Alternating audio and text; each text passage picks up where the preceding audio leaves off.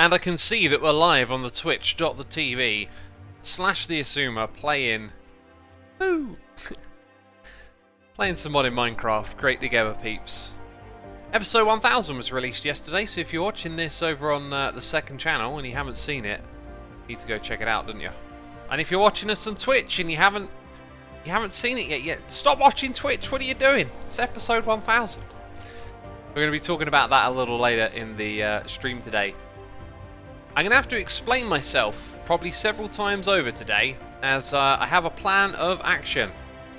And it is possibly going to be a slightly confusing plan. I really should actually get my food supply together first. There was a block that I needed to craft in order to change something that we did last stream over there. It just occurred to me with what I want to do next, I do actually need to make sure I have a bit of a food supply put together. Now this block was a rotational one, radial chassis, and we haven't actually seen this in action from our creative streams. Welcome everyone who's tuning in, by the way. This might require, yeah, that attaching blocks requires that. So we need some of those as well. Let's go ahead and craft this thing first, though. Clicking over here, clicking over there. Ah, we lost our... Okay, so we had a pack update, and it means that we lost our information over here. It seems like we got some additional stuff added, so we're kind of going back to, I guess, having no list. That's a slight side effect of upgrading, I guess. Now we don't have our list of blocks. We'll reaccumulate that eventually. So we got our super glue, we got our radio chassis, and radial chassis. Almost said it correctly. I think some of the other blocks we might want are in here, like the encased fan is up there. And then we had the other chassis blocks, which might actually be just all of them over there. We'd also need a campfire again, which I think we can craft from here. Look at that. So campfire into the encased fan.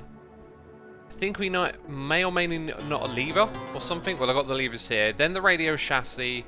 Yeah, I think I know what we're doing. So we'll try and pivot back to that idea. We got noises in the ear. We got DJ Echo here for 40 months, and we got Tree here for 60. Evil X, 5 years. Thank you so much, my dude, Tree. It's a pleasure to have you around. Still emotional over episode 1000. How everyone else is doing, says Emerald Pin. Yes, we'll talk about that at length later on.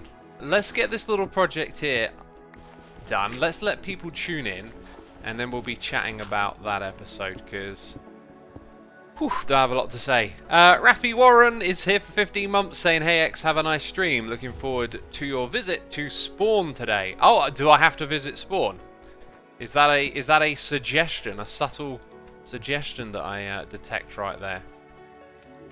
That appears to be the correct way around, but possibly placed...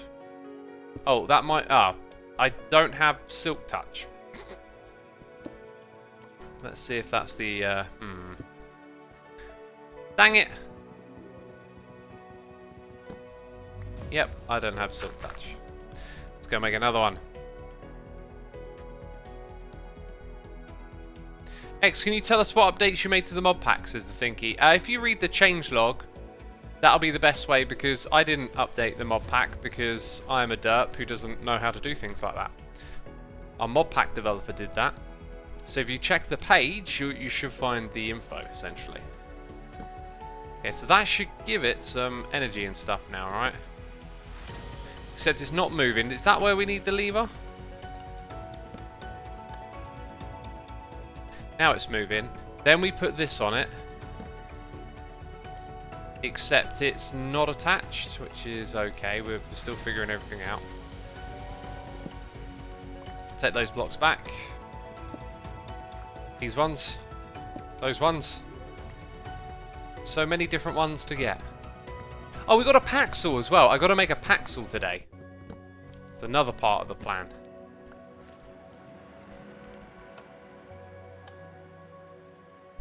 So this thing would not... I mean, I guess, like, you would put a... that block. Oh, so that probably means this whole thing needs to go one block lower, right? Because that's maybe what's next. Maybe that goes there. I did hold down shift. So I think it's rotating that. Then again, it says 0. And I don't have... A bearing X, says Talifi. A bearing. Let's just double check that then. Bearing, you say. Well, that is mechanical bearing, perhaps, is what you mean. Maybe that block's required. I'd also like to take a shaft with me. And therefore I've taken too many. There we go. We got some raiders here. Wiggly XSE is here with a raid. Thank you so much, Wiggly. I appreciate it. You've caught us at the beginning of our stream. Good time for a raid, really. As you're going to see a lot of action. Not really. I got things I want to talk about, and we're going to advance our plans for a base. Did it again. So it's going to be interesting. I don't think this is it either, because that's like a sticky piston. We also got Raffi Warren here. Oh, we read that one. Yes, thank you again. And Dante Red Eye here for 16 months. Someone says click on it. Yeah, I'm not getting this bit. Like, it's just not making sense to me. So that connects. Maybe now I'm supposed to put this on. I'm sure though when we saw this before, that thing it was in someone else's farm that I'm sure they just put it directly on top of another block. We got Angry K9 here for 73 months. Incredible, my dude. Thank you ever so much for your support. All the way back from Season 1 of Hermitcraft. Congrats on 1,000 episodes. Thank you, my dude. Appreciate it. We also got Billman68 here for 54 months. Oh, we've got the large numbers rolling in today. Large numbers. Glue it, someone says. Yeah, I desperately don't want to run out of glue. Now, I've got a weird feeling that's not it, though, because... Like, we're gluing... What are we gluing? We need a block that rotates because of that. Right? X you should ponder. Yeah, but what do I ponder? That one? See, it goes on top of the sticky block, and it's showing us the block, and then it's showing us that spinning. Interesting. So, mechanical bearing seems to be right, but maybe what we needed was the shaft between them, which means I need another campfire. Oh, I think I know what I need to do. I think I know what I need to do.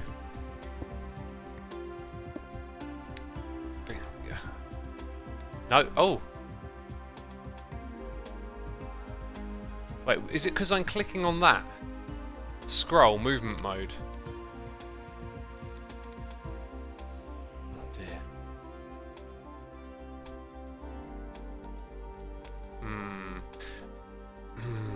Maybe it's that block that needs the redstone signal?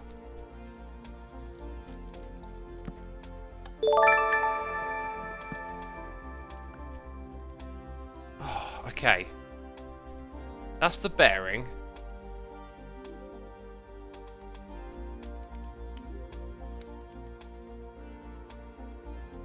This is different from last time I looked at it, but that's... What am I missing? That's it. That's what I want it to do, but I'm missing something. Wait, now it's got a stress rating. Maybe now I... Right-click, someone says. Or just put a block on top is another suggestion. No. Right-clicking does that. Oh! I don't know why, but now it's doing what I want it to do. That's... but I also don't want it to do that. There we go. So now we use this. And then we go 1, 2, 3.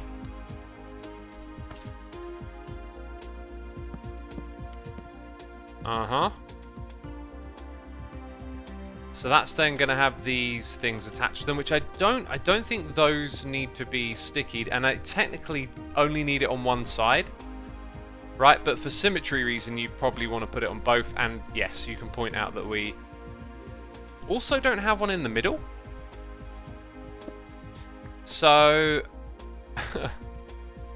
it looks ugly, but you know, maybe I'll come back and craft a few more. Now I'm going to need a tunnel to get to that lever to turn it on and off, that's for sure. Oh, okay, that's good. We actually got it rolling.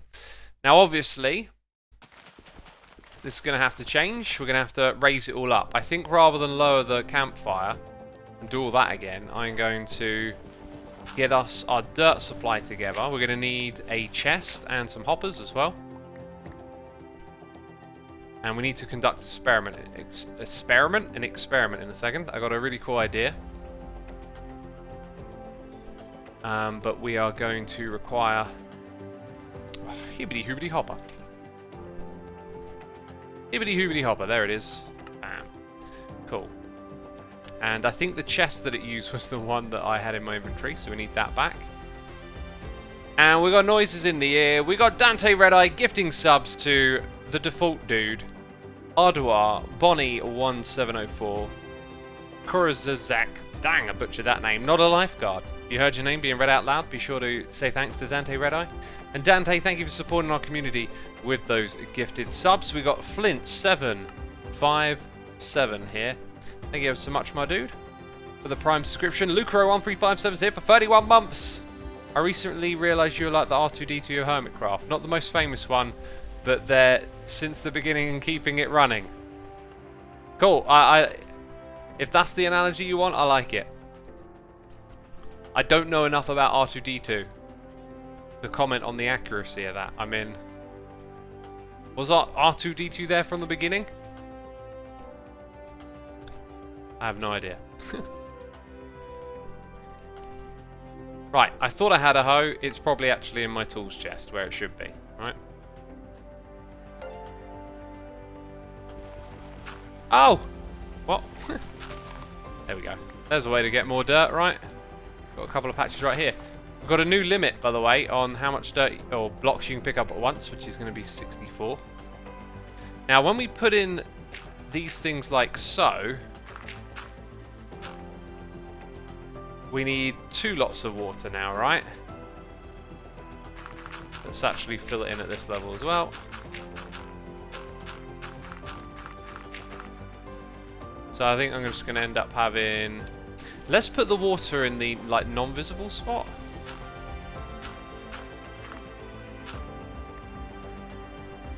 So the water could be there. And then it comes out by like 1, 2, 3. Am I getting that right? I feel like it needs one more. I should count from the center like this. 1, 2, 3. Now that's it. Just feels odd. Just feels odd being that shape for some reason. Now I need a bit more water. I keep thinking there's like a river down there. Oh, there's water. Maybe there is. Oh, it's right here. Beautiful. Beautiful. We got Askaratu TV here with the Prime. We've also got Cloeson here with the Cheers and the Bits. Episode 1000 was amazing. Thank you so much for the wonderful content. Glad you enjoyed it. I will be talking about that at length later on today. We've also got Stinky634 here with the Prime, and Dante Redeye is gifting even more of those subs. Thank you so much, my dude. Appreciate your generosity and support for our community. Holy Bison, Haha Zach, Zealous Chaos, Lidar, Token, Ben Better, Goppy Boy, Chiang Lao, Hero Brina, and Peripheral CBE. You've all been gifted subs by Dante Redeye. Thank you again, my dude. Appreciating that support, of course. We've also got Segmentia here for 70 months. My goodness me. That's a long time. First live stream for me in damn ages. Well, glad to have you with us again today, my dude. So look at that. Alright, this thing is like raring to go. I wonder if those can face downwards. I like the idea of putting them on the underside of this. Right, there's one more part of my idea which I want to experiment with. Can I attach a chest there? I've got a feeling no. I can. Wow. Alright, so what if I put a hibbity-hoobity hopper there? And how do I like get this thing to I think it's gonna destroy that whenever it stops. I should grab a bit of bone meal, because what I want to experiment with is seeing if it will deposit into the hopper as it comes around. That's kind of my idea there. I'm thinking it might just drop it off as it comes around, you know?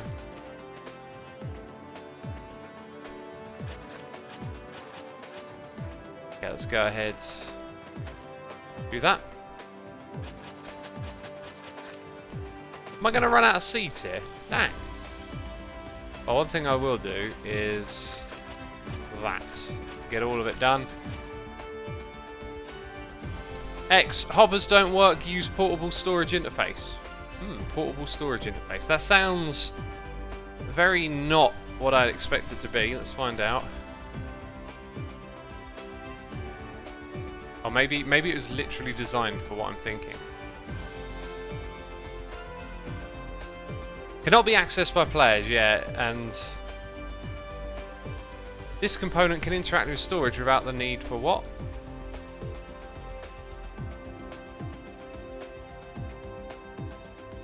Ah.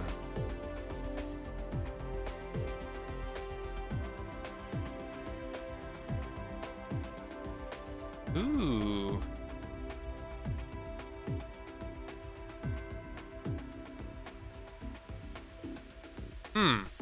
Sounds like it automatically stops the thing as well, right? Like, it almost sounds too good to be true.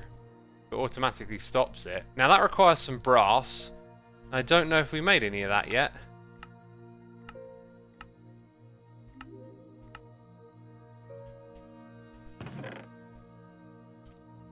We haven't gotten that far yet.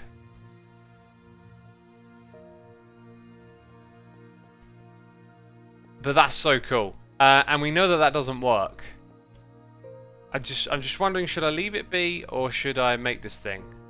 Let's go back to the brass again quickly. Was there...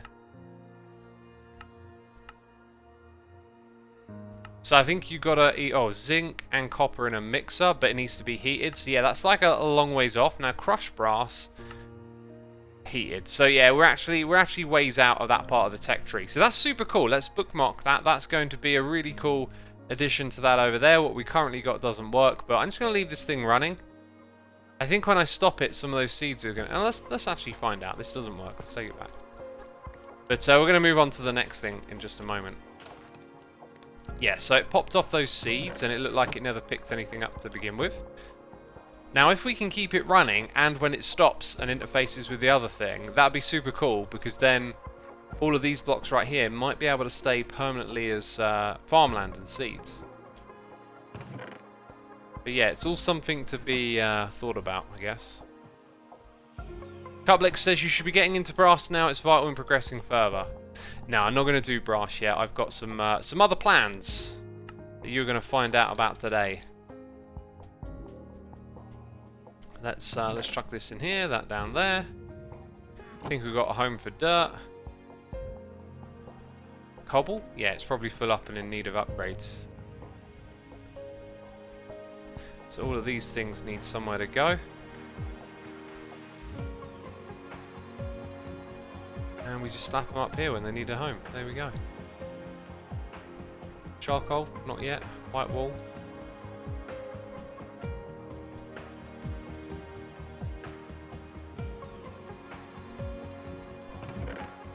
Okay, so now we've got a nice and clean looking inventory for the time being. I'm going to use the building gadget today. We'll need some more food, that's for sure. Okay, so here's the deal. I've been thinking about... Wow, this is a great start to explaining what we're doing. Okay, so the plan for today. I've been thinking about how we're going to, build a base, how we're going to make it look cool, how am I going to enjoy the base that we build. And I've come up with a similar thought to what I've had with the Skybees, which is not really having the right sort of infrastructure for the... dang it, I'm having a bad words day, it would appear. Not really having the right sort of infrastructure to build in the way that I would like to. We need to simplify... Oh, I see what we're trying to do here. Because I don't really have what I need to build what I initially thought I was going to do. Now that is not a weapon, I've kind of realised, or is it? Its attack speed is slower. I think that's a fair compromise. I might just end up using that as a weapon as well. So, I pictured that I would be building like a big warehouse, okay? And as I look at the textures and think about, oh, we've got to make this farm, we've got to make that farm, I haven't really like found a palette that's very accessible. And I'm also learning with the first few steps into this mod that it's kind of like learning Redstone all over again. You've got to figure out all the quirks, everything is moving slow. And so in the learning process, it's going to take us like a lot of time to do simple things. And then not only just to do them, but then to figure out how to do them elegantly and to incorporate them into part of a bigger base. So, in realizing that, I feel like my idea to build a warehouse, I was thinking about maybe putting in some pillars around this central bit here to get it started. It's really not going to pan out. I need to do something that is simpler, and what you saw me do in Skybees was build enclosed, right? Except we were in a sky world, which was kind of conflicting to that idea. So, what I want to do... Dang, we've got a lot of peeps playing on today. What I would like to do is move underground, because if I play underground, I'm going to have that feeling of being in a room. I'm going to be able to decorate it with simple wall shapes using these nice textures that we have access to when we dig underground. So it's going to be really simple for us to kind of compartmentalize mini projects and make it feel good. Because this right here, it's like janky looking. But if it were underground in an enclosed room, it would look way better. And I like that immersiveness when I play. You know me, I like to pair what we're doing with aesthetics. So I was thinking, we've actually done a few things up here, but in a ways, not a lot. We can leave some of this stuff and rebuild it. And also this right here, I can kind of like tear down in a moment. Yeah, and then drag it all down underground and just reconfigure the things. So I think that's what we'll do. We'll create a base underground, essentially. So how does that sound, chat? What do you think? Gonna go underground. Gonna build my storage room near the skeleton spawner so that we have a supply of bone meal coming in. You'll have a direct connection to your tunnel bores when they're running too. I have no plans to build tunnel bores. Right, now there is one material that I thought would be good to get right now, and that was soul sand, so that we can make the elevator up, and maybe magma to make the elevator down. But this place is like super duper dangerous. Whew. I do not like this place. Okay, onwards we go. Sounds like it'll make you have more fun, which is the most important part, says Enigma Works. Yeah, it really would. There's something unappealing to me about just sort of having like a open janky world, right? Oh, I think I was supposed to make a turn. And if you look at how I play Minecraft over and over again... Where? Didn't we go to like the right hand... Is this it? Ah, there you go, okay. If you look at how I play Minecraft, I'm always trying to make the environment I play in interesting, as opposed to just... Oh look, I built something out of cobblestone and it works. We cool, bro? I'm not sure. I don't think we're cool. I think you're bad news. But you drop leather. I can make an elevator down to my rope base using a rope pulley. I could, but then I would have to spend ages crafting and learning something from Create. So I'm sort of gravitating to something that I know about so that I can set it up quickly. You know, I'm not going to get rid of that cow because someone might be trying to move it through the nether. I don't know. It's a strange thing to see over here, is it not?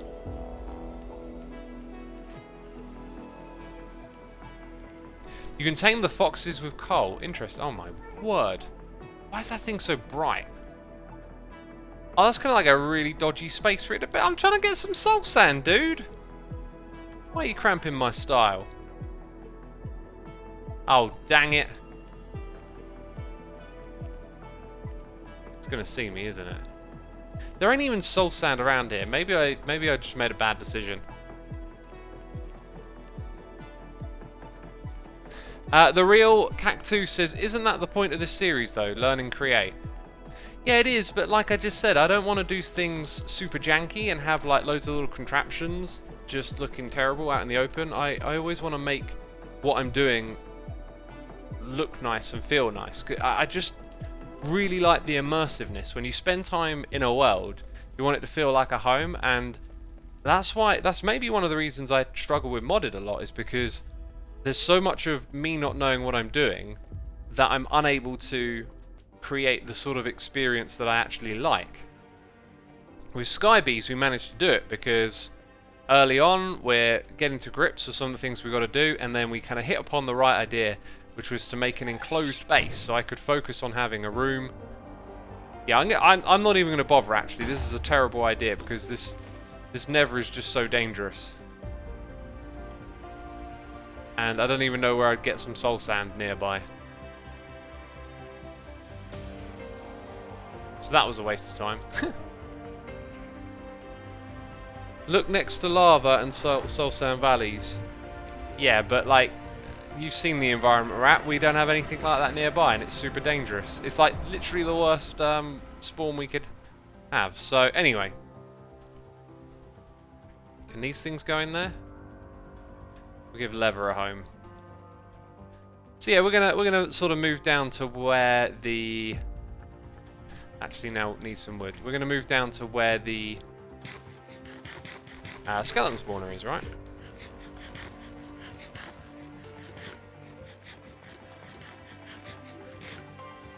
Anyway, this is another challenge of playing. Oh my god, playing Minecraft like entirely live is that. Like this sort of back and forth jankiness and slow playing, like that's all the off-camera stuff on Hermitcraft. And then when we do live streams, I've got a plan because I know where I'm going. And a lot of the time when playing modded, I have none of that. So now we have a plan, and that is to carve ourselves out of space. Now, one thing I will say is that we're at Y50, and it might be better for us to be lower down in the world, but we want to be near this spawner. So I think what I'm going to do is dig out a patch here. And with that patch, let's do this quickly. With that patch, we are then going to. I'm having a really bad words day again. My brain keeps going dead. With that patch, we're going to figure out like how much space we need and where this thing's going to go. Oh, that's not helpful. Yep, there you go. Although, didn't I just do 64 and 64? So that would be 128 plus the 129, and you're supposed to get 131 out of this. Let's try that again. So that's 1, 2, 3 left. Okay, that time it added it up correctly. Huh. Don't know what happened before then. So yeah, somewhere down there, we're going to be able to activate this spawner, and that'll be like the spot that I want to stand at and interact with all of my storage stuff, right? Except I can't see it.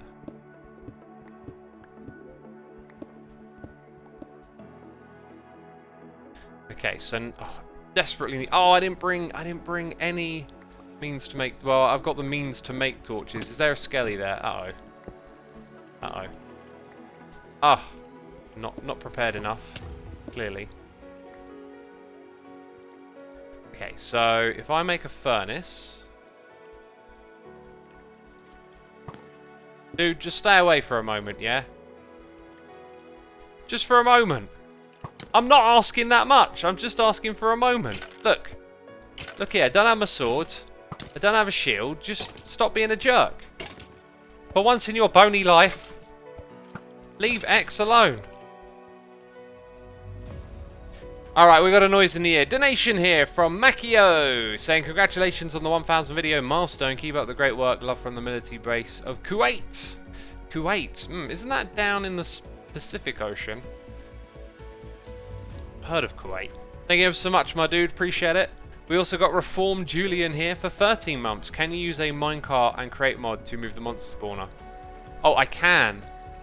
Oh, right. Yeah, but do I want to do that? Like, do I want to rush into doing something, like I said, where I barely know what I'm doing? I kind of want to get the base going. Let's have a look. Now that I've got a plan, and that plan is to go underground.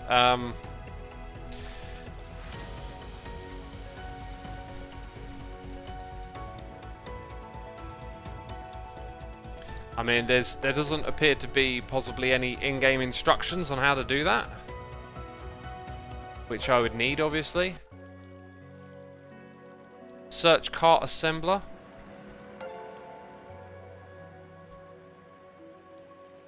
Oh, it's the worst.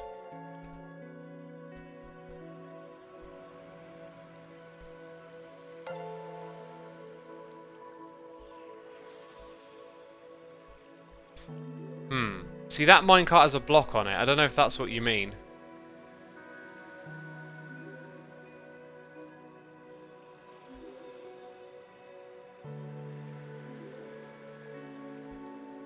So I put that underneath and then the minecart can carry it to a different location, essentially, right? I mean, it's going to be doable, but man, is it going to be janky. I think it doesn't, like, why would we need to be low? I don't think our base needs to be that low, although you could argue that maybe we're sort of close to the surface and that could be an issue, but we can just build other parts of the base a little lower. I think the main thing would be moving other spawners to this. So it's definitely something I want to do, but I just want to get started on the base, so I think it kind of makes sense to just focus on that now. Oh, I think I'm going to sneeze.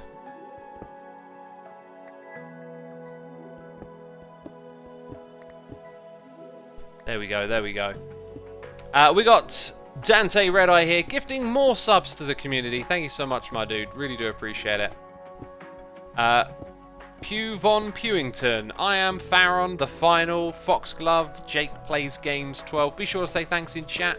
You've been gifted a sub. And of course, we appreciate that generosity. So, it's around here, which is as close as I want to be to my storage system. So, the storage system is going to be where those cobblestone blocks are. I'm going to stand at this level in front of it, and that will always activate the spawner that you see behind me there. So now what we'll do is grab these so we can have more torches. And we're probably going to need more than that, so... And we're also going to need some more picks. And then we're going to just crack on with this. Cool. Right, so It's Fozzie is here for 13 months. Time for me to explore the world and see what people are up to.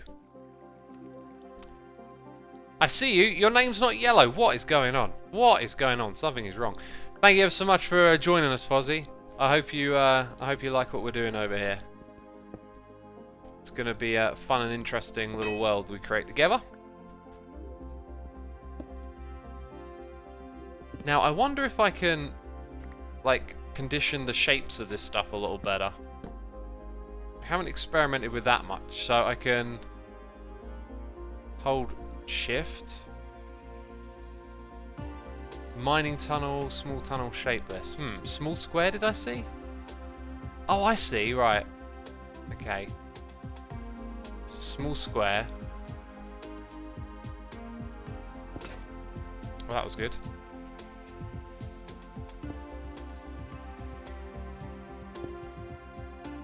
That's... Okay, that's like... that's good if you're going in that direction. But it's going to be slow. Good for setting up maybe stuff from the floor level up, but I don't know.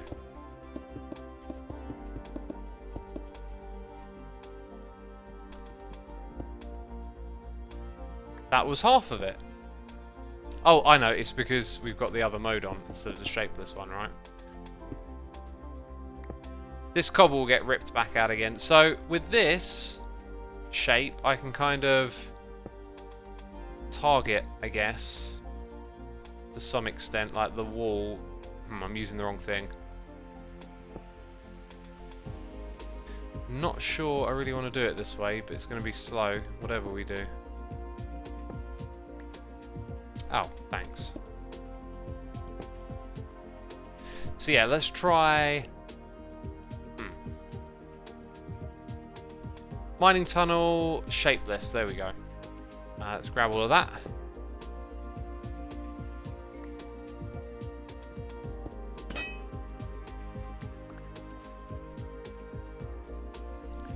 Okay, and that's kind of it, I guess. When it comes down to this level here, I don't think I can use the other one we used a minute ago. And if I face downwards, no, it doesn't. It kind of looks like maybe it does. Okay, there it did. You can make a builder's one, says Spider. Ah, we're removing blocks, not placing them though, so that won't work the same way. We got a noise in the ear donation here from Mekeo again. Thank you so much, my dude. Located in Indian Ocean, mister. Ah, got it, okay. Thanks, I appreciate your donation, dude.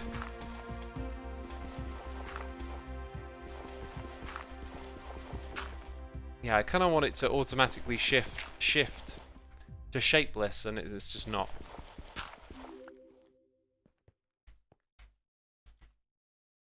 But now we can do the floor. It's kind of slow, isn't it? It's kind of slow.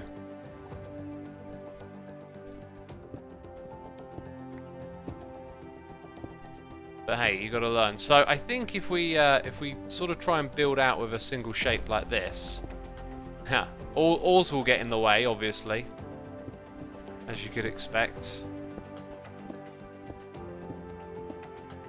But then from here we can use the shapeless stuff above, I think.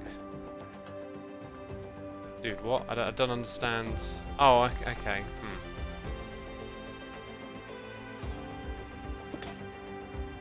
And we ain't even got another one. And I don't even have a staircase out of here.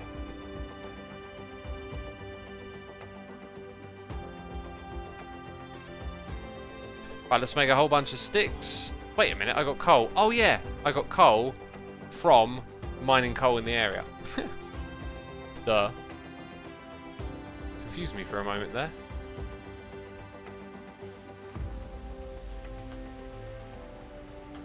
You need to use a wrench on a minecart carrying a sticky mechanical piston holding a spawner. Then it will pick the minecart contraption up. Easily movable when you place it on a rail. I'm not trying to move the minecart. I'm trying to keep it here. We're going to have it so that it's active while we're in this area, essentially. Now, let's go to shapeless. And perhaps mine from there. Or here.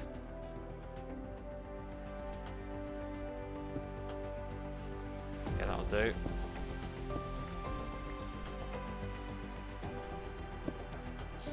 Whoa! There's a bunch of them. Uh-oh. Alright, we can stay here, then I'm going to be alright. Kind of hard to hit. Well, now that they're not moving. They all, I don't know what's going on here. Like, I can sort of hit them, but then sometimes I can't. Might just be lag. Come on, buddy. Yeah, so being in a hilly area is kind of backfiring, I guess. Hey, we got Phenomen in chat. Awesome, my dude. Hydrax is here gifting 5 subs to Manyrilk 3030, Gale Code, Mystery Raven, The Royal Potato, and 4XD. Thank you so much, everyone, for your support as always. It is appreciated. We got Free Phase here for 36 months. And Phenomen here for 10 months saying happy birthday, Xisuma. Thank you, my dude. How did you remember? You always remember, didn't you? Jeez, clever. Clever old Fenno remembering birthdays. Appreciate it, my dude. Of course, we share the same birthday, so if anyone wants to thank Fenneman as say happy birthday to Fenno as well. We do share the same birthday, birthday buddies and all that,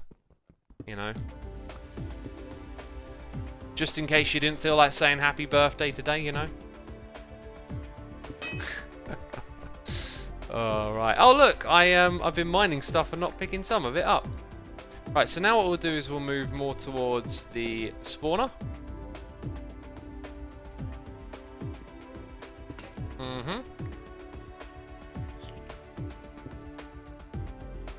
And here's where we might have some skelly butts giving us trouble.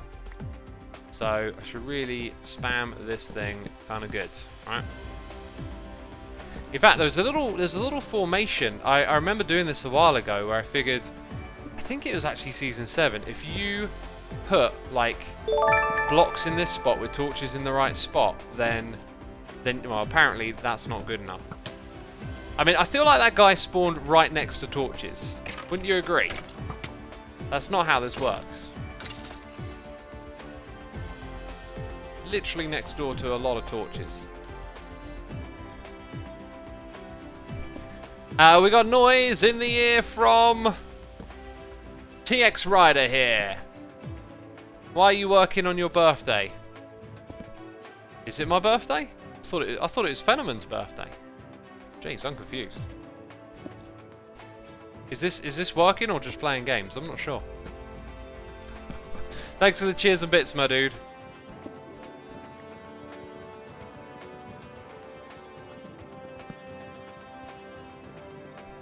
Dang, that's some lag. Dang, that is some lag.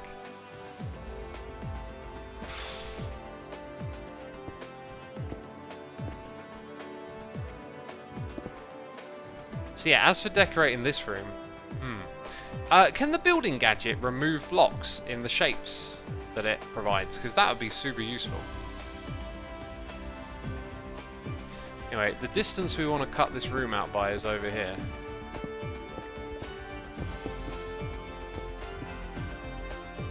So 2 and then 1. So yeah, then we dig down. Right, so here, just pick up a bunch of that.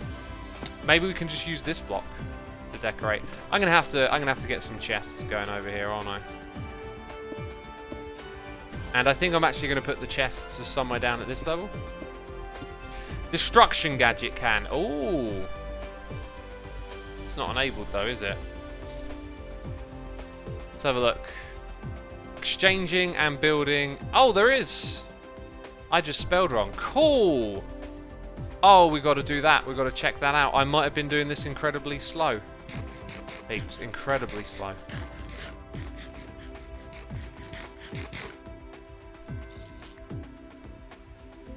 Right, I'm going to put this over here. That's looking far better straight away.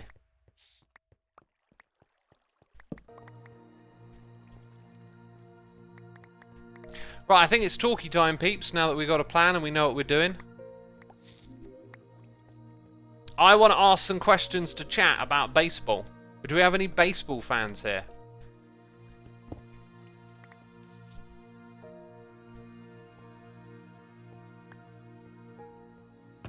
Dang, I mean, chat's quiet right now. The Red Gear is a huge baseball fan. Oh, good. Well, I've come to the right place. I've come to the right place. So I watched this movie called Moneyball yesterday. I'd seen it before, ages, like when it came out. I just remember really enjoying it, and so I thought I'd watch it again. Because, you know, it's lockdown, and I'm like, a lot of the time I'm like, oh. Anyway, like, the movie's great because of the acting. Like, you can really kind of like get on board with what sort of person Brad Pitt and Jonah Hill are, and how they like interact with the others. It says a lot about them. It's like one of those well done movies where like the character story is fantastic. But all the baseball stuff, I mean, sports is sports. You can kind of get on board with most of it.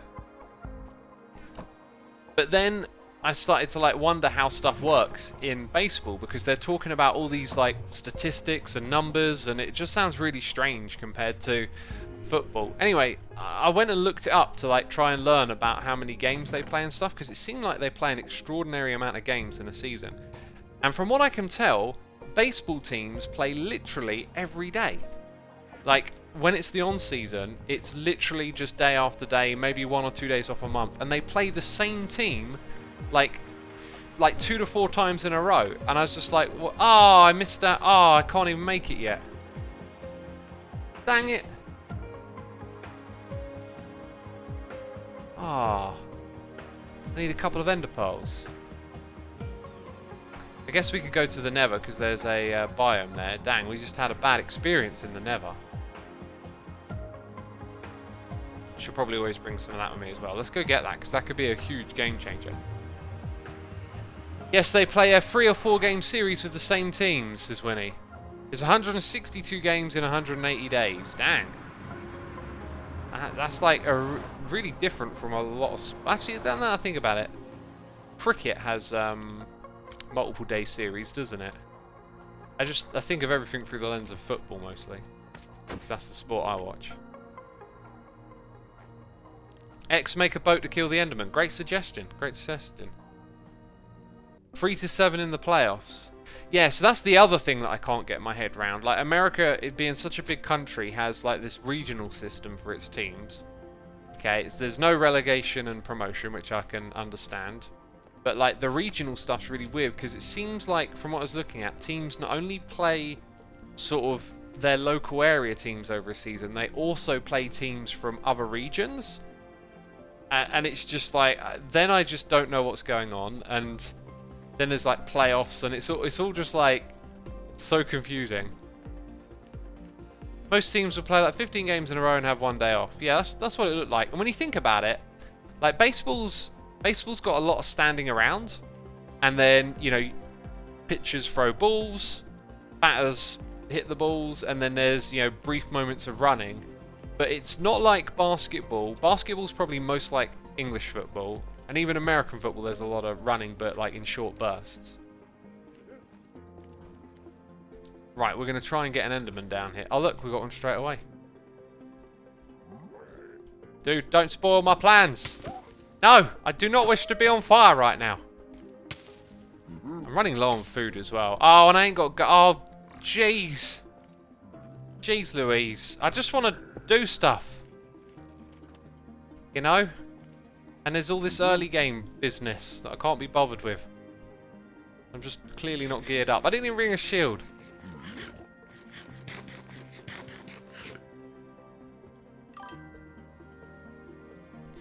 Fozzie says one cannot simply do stuff in the Nether. I'm just so used to when I play vanilla, like being all geared up. And so now I'm all like, I think I can just waltz in here and grab some stuff, and I can't.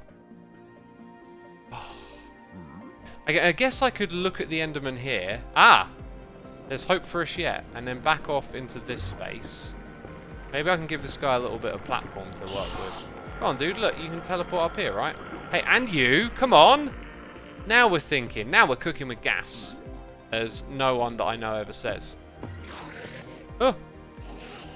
I made you a portal! I made you a platform. Come up here. I gave you ample opportunity to attack. X wants you to attack. Come on. Come on. I've given you... That's the way. See? Look at all those hearts. Too many, if you ask me. You've been spoiled. Come back. Come back. We have more business to attend to. Where's the guy hanging out at? I think it might be down here somewhere. Oh, come on. I can hear you. You can't just disappear on me like that. That's just not cool. It's close by. But I can't see it. And we have 2 of these, by the way. We have 2. 2 Endermen. Come on! I need pearls.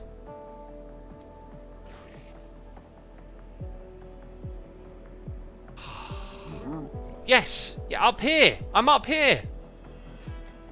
Oh my days. Now, actually, do you know what? The boat thing, even though I've built the little shelter, the boat thing is still, like, useful. If it comes back. Oh, the lag here is just a bit much. Right, there we go. Yes! Yes! Come to me! Come to me! Come to the boat! No! Don't go down the vines! Oh! Oh, dear Lord. This way! I thought you could teleport! Oh, these Endermen are just useless. Let's read a message. Modernity's here for 5 months saying, "Hey X, do you know exactly when Season 8 of Hermitcraft will start, or is it something you guys decide when you are done? Also, time flies so fast." Yeah, Season 8 of Hermitcraft is starting after Season 7 ends, just so you know. So, whenever the day comes, it will definitely be after Season 7 ends.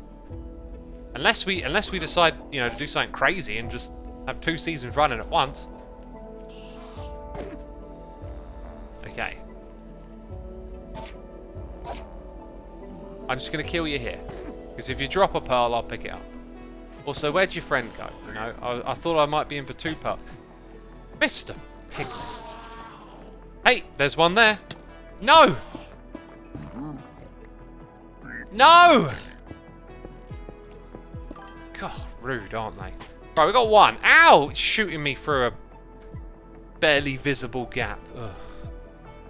Rofo Rex is here for 2 months, saying 2 months already. I think I've been asleep for the last 3 weeks because of nights. But hey, here we are. Excuse me, burping. Oh. Thank you, Rofo.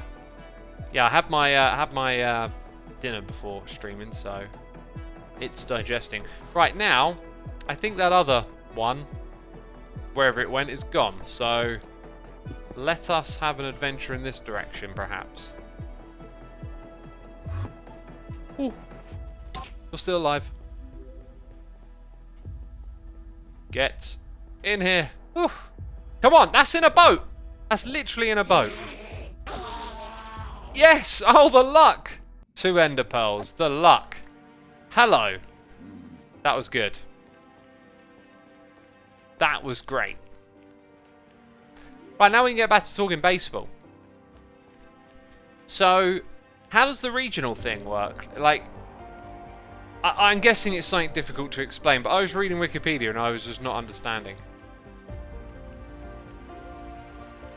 But it seems like I don't want to sound like mean towards baseball.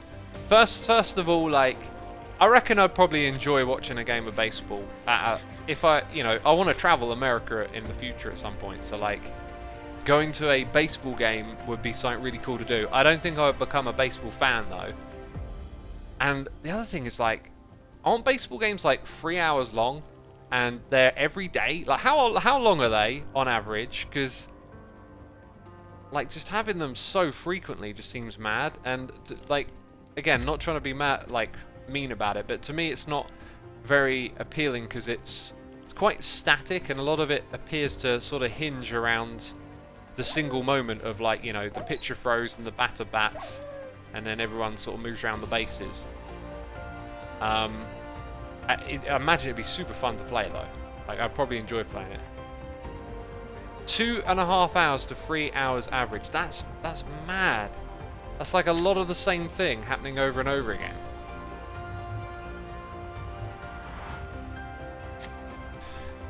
Ali Rosina, I can't even say your name properly, sorry.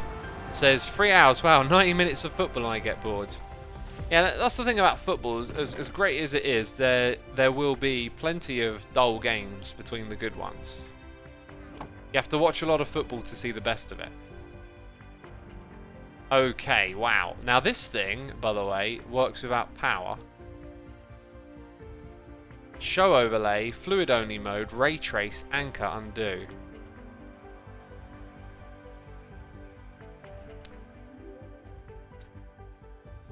So, is there a special key?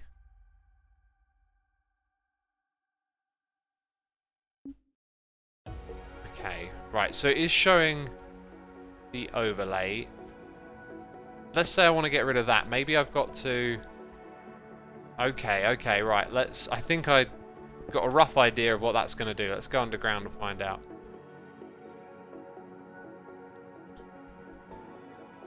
Dang it! Okay, there we go.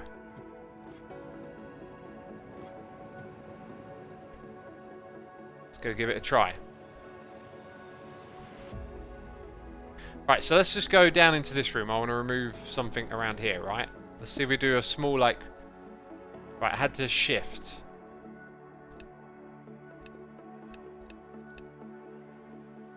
Two by 2 by 1.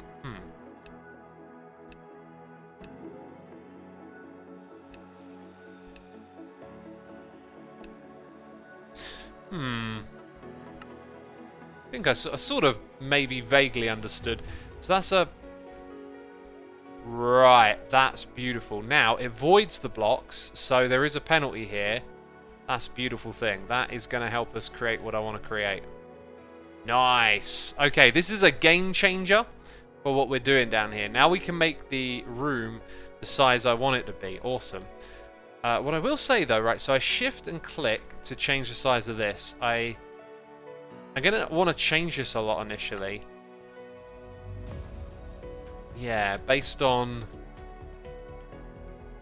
like getting the room the right sort of size. So let's see, we've got 1, 2, 3, 4, 5, 6, 7, 8 from the beginning there. 2, 3, 4, 5, 6, 7, 8. And then as we get more of the shape carved out, we should be able to use bigger and bigger spaces, I think. Then there's also going to be the case of building not only... Yeah, I'm kind of getting the hang of this. So the surface that you aim at will like adjust its rotation. So with that in mind, let's go ahead and change this thing so that everything is going to be bigger from, yeah, like that. Now that's only going to remove upwards, that's going to remove flat. Oh, that's wonderful. Okay. So that will remove flat, but also quite a large space up there. Dang, that is so worth it.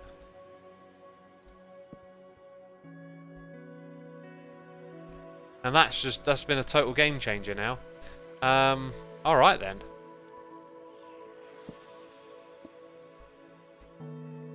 I think I know what we're doing now. Watch the spawner, someone said. Yes, great advice. Keep an eye on the spawner. So if I want to remove that one block, I need to click on its top side just because of the orientation of everything at the moment. Sweet, alright.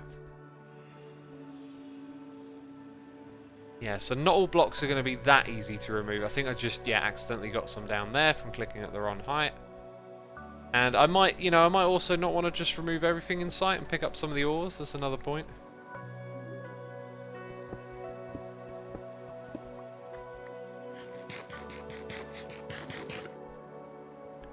So yeah, this will be our storage room, and then behind it we're going to have all the skeletons drop down here. So I think we'll use a little bit more of this, and then we'll be ready to move stuff down below.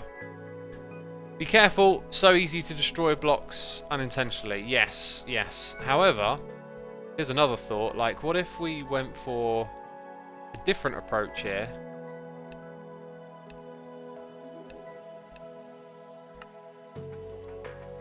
That's not quite what I thought it was going to do. Ah, that makes sense. Like, what if I just went with that? That's probably better, like, tidying things up later on, right? Little bits like that. Going to the corners. But for the bulk of it, we really want to use the larger size. So this thing's it's powerful. Very powerful, but maybe not perfect.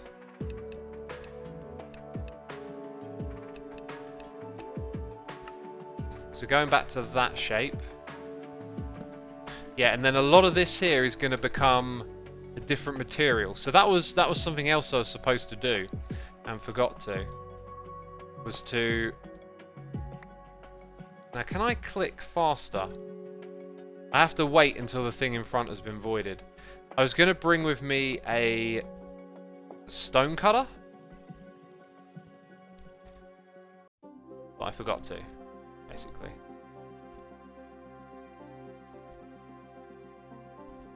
Because I want to decorate the walls with just a simple material, you know. By the way, we had a noise in the ear from Alp and Glow Up for 12 months. Thank you ever so much. Appreciate it, my dude. Still feels kind of slow. You can undo with the gadget. Oh, that is really good to know, isn't it? That is very good to know.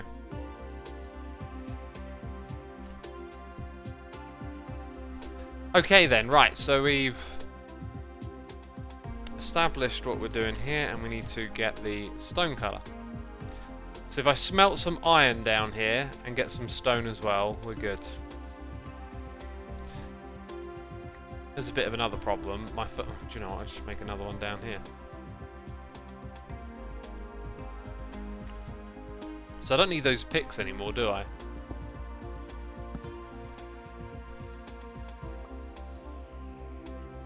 That being said, I might need some more of this in a moment.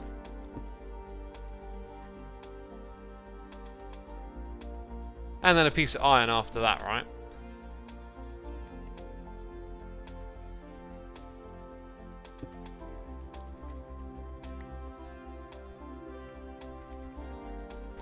Cool, we'll have what we need in just a moment.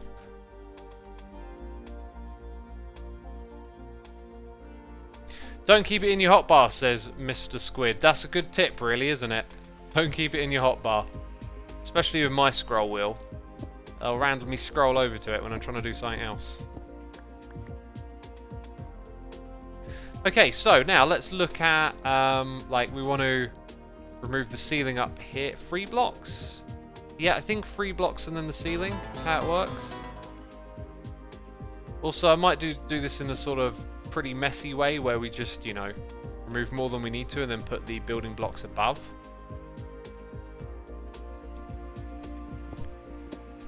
Randy Nicole is here for 73 months. Evil X right there. Thank you so much, my dude. Appreciating your support as always, buddy. Hope you're enjoying the stream. We should have what we need now to make a stone colour. It's like back to basics over here, isn't it? So with this, we shall, you know, pick out a different material for the ceiling. Kind of like the idea of going with the limestone cobblestone in there. Or we could have something super smooth. Now, layered, is that a connecting texture? Oh, I didn't bring my building gadget. Like, my brain is just not screwed on properly for modded. When I play vanilla, I'm so organised, it's silly. When I play modded, it's still vanilla, yet I can't be organised. I don't know what's wrong with me. That's just the way I am. Because I am whatever you say I am. If I wasn't, then what? Oh, jeez. Shut up, X, said someone. Don't even. It is not, but it is the block that we will go with. Actually, the... Oh, no, no, look. Ooh, that's going to look good in here, then. So that in the middle should probably be like a different texture. Dang, right, let's go get some limestone. I mean, I need to bring my my whole storage setup down here pretty quick, but... Fenneman says, lol, really, X Eminem lyrics? Yes, Eminem lyrics. I mean, I could not think of an artist that more exemplified the peak of culture in... Oh, I don't know about culture being the right word, but like, of my generation, probably the most identifiable music artist. Oh yes, you can't do that once you've done that. Okay, so yeah, pillar down to the thing.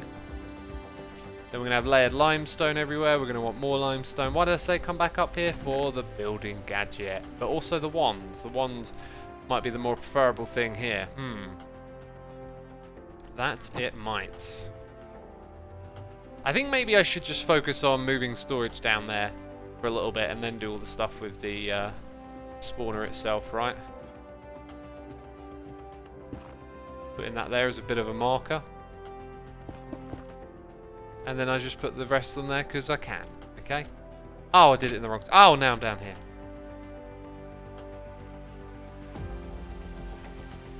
Never quite works out, does it? By the way, we got 1,500 peeps tuning in on a Tuesday. You can check out the schedule of my streams here, because now I actually put them in the schedule page. That's the thing I think I might keep doing for a while.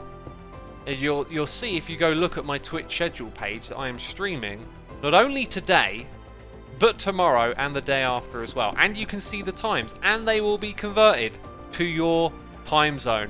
What sort of witchery magic is this, right? It's the internet, okay? No one can understand how it works, but for some reason on the internet, time zones just, they magically get converted on Twitch. You know? Someone should tell the time zone police about it, because it's pretty interesting, you know? Ah! Wonderful. Now we're cooking with gas. Now we are cooking with gas. Now I just need fly mode next.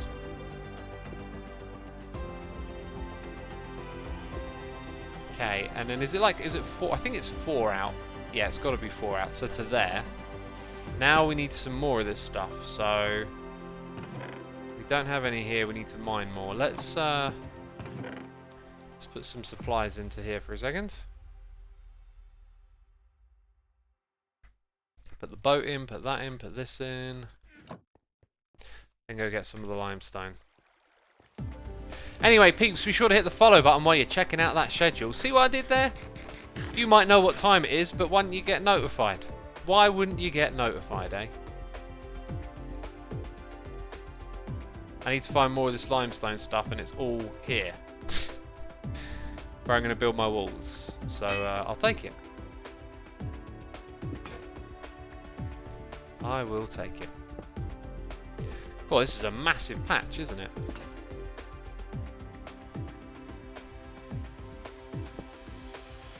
An insane patch, one might say.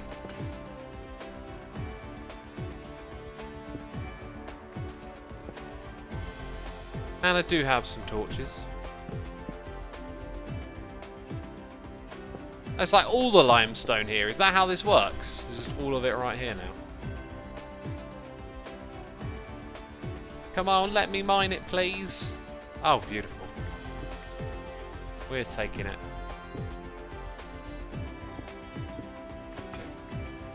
Cool, last one. Last one. More than we're ever going to need.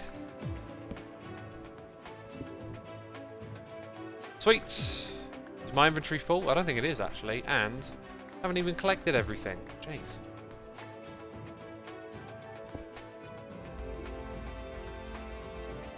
Right, I'm going to need to go to the toilet.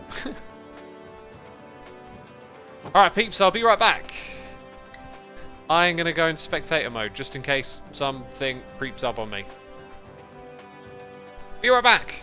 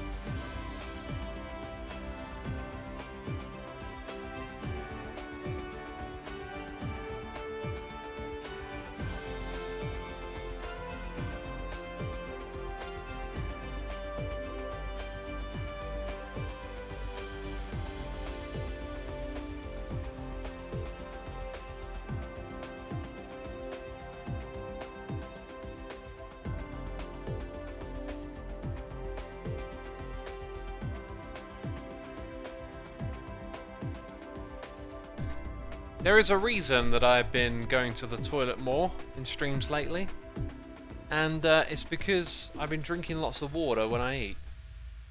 We're going into stand mode now, if you're wondering what that sound was. Yeah, I heard this thing that drinking a lot of water before you eat can help you make you feel more satiated, so I thought, I want to give that a try. And it does, it does. It also helps you remember to drink lots of water, which is good.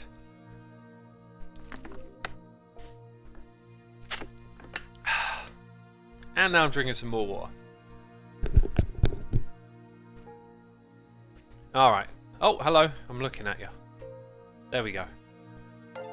And we got gifted subs from Dante Red Eye. Thank you so much, man. You gifted so many today. Really do appreciate that. Pete, be sure to say thanks in chat. Jacobs Macub, 2645, Yabalel, Ebrian, Cosmic Dancer, Darth Sage, Coverus Rue, J Bubble, Alzedio, Bye Guy Ab. You've all been gifted subs. Thank you again, Dante. Appreciate your you supporting the community. Really do appreciate it. Let's build a... I totally thought I saw something standing here. That was really weird. Let's go ahead and... Actually, you know, if I use the vein miner, right? And then we shift. And I haven't done this one yet, the escape tunnel. I think I've got to stand here and do it. Thing about that is you can't actually like walk through it, which is really strange. Like the shape doesn't allow you to actually escape. So GG.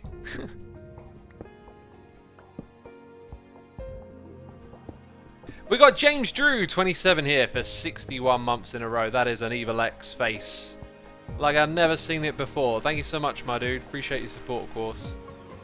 So where is... I was kind of hoping we'd intersect with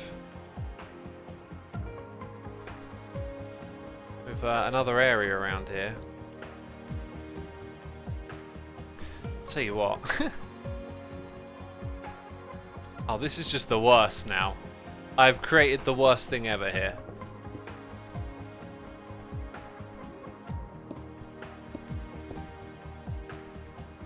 So somewhere like, yeah, behind there. Right, so if I go grab this and get a rough idea of where it's going to come up to, it's going to be somewhere around here. Now I'm going to change the shape of this. Oh my goodness me, we got more gifted subs from Dante Red-Eye. My dude, you're far too generous. 25 gifted subs. Thank you so much, man, for supporting our community. MB Lynn is here for 16 months. Thank you, MB. I'm struggling to concentrate now. Am I doing this right? That has not changed. Oh, did I click cancel? That would be why. There it is. That's what I'm looking for. Somewhere through here is the staircase, basically.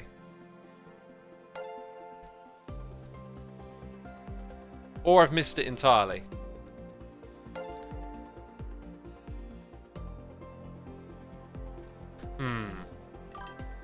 Feels to me like that would be a pretty good spot for that staircase to appear.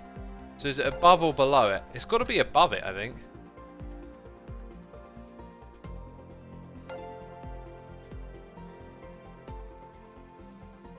There it is. So that's what I really wanted, was just like a path up to this space. We're going to remove so much stuff with this destruction tool. We'll be able to very easily clear out space down here for our base project, so that's cool. Alright, I'm going to read these names. We got Freeze Daily, Patchill By, Dead Patch, Egg F Chris, Daniil 147, Ooga Booga Caveman, The Action Plan, Charlie A Up, Mr. Nurse Ratchet, Mr. Palkio, Redneck Wildcat, Wooey IXTM, Nintendes 42, Widget KC, Fia Meti, Delvorak, No Wired, and I think I missed a few actually. Yep, there's more. PC Wizard, Kurikano, Evos1, Arindi, Perimeter MC, Toby Joey, Forest Spite, The Man of My Dreams, and that is everyone. Thank you so much again for those gifted subs, dude. Appreciate it. Right, what we're going to do next is a little bit crazy. So while we're doing this crazy bit, we're going to have a little bit of a chat at the same time. Put that in there, this over here. Alright.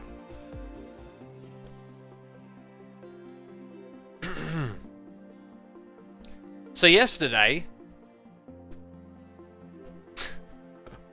I feel like I really just want to be able to talk about this and not stumble over my words, which just seems to be what I'm doing all stream. But I'm probably going to stumble my words. So yesterday was episode 1000 of Hermitcraft. And the Thinky in chat asks, how did you enjoy the YouTube premiere? And it's nice, relaxed chat. Yeah, so a Twitch chat has moderators, the way it runs and operates, the features it has. We have great interaction here on the live streams. We can talk about subjects and go back and forth. On Twitch, or sorry, should I say YouTube, you can't really do that. It is just pure chaos because YouTube does not have good chat tools at all. And that does have my things in it. I was very alarmed for a second there. Let's try that again. It won't let me do them all at once. Fair enough. It doesn't like that. So yeah, YouTube is like pretty rough for having a chat. Before the video started, we had quite a lot of interaction. I was answering people's questions. There were some really interesting ones. It was really quite a good experience, but once the video started, it just turned totally to chaos, unfortunately. Seems like when I break this, like an item comes out at the same time, which is really odd.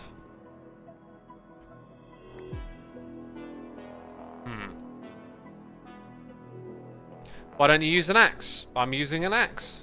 It's a paxel, it's an axe. Someone says break it from the side. Let's try that. Oh, there it goes. Excellent. So you can see which ones are empty, because they're all empty. So the YouTube chat experience was like pretty poor, but I did manage to like reply to a lot of questions, and then I could pin comments, sort of letting people know something, because there were a lot of people making comments about a particular part of it. But anyway, the whole experience of like, you know, releasing episode 1000 was pretty emotional and overwhelming. There was a ton of amazing support that came back from the community as well that I was kind of like overwhelmed by. I had tons of fan art being sent to me on Twitter. There was a project put together as well, kind of bringing a bunch of artists from the community together to make fan art for episode 1000. It was really wonderful. But at the same time, it's also like been a very creative experience. You see, I've been preparing episode 1000 for over a year, and I've had so many different ideas that I've wanted to put into it at various times. But slowly I kind of settled on this idea of like a perspective of how Hermitcraft has changed and evolved through my own eyes. And that's very much what it ended up being, right?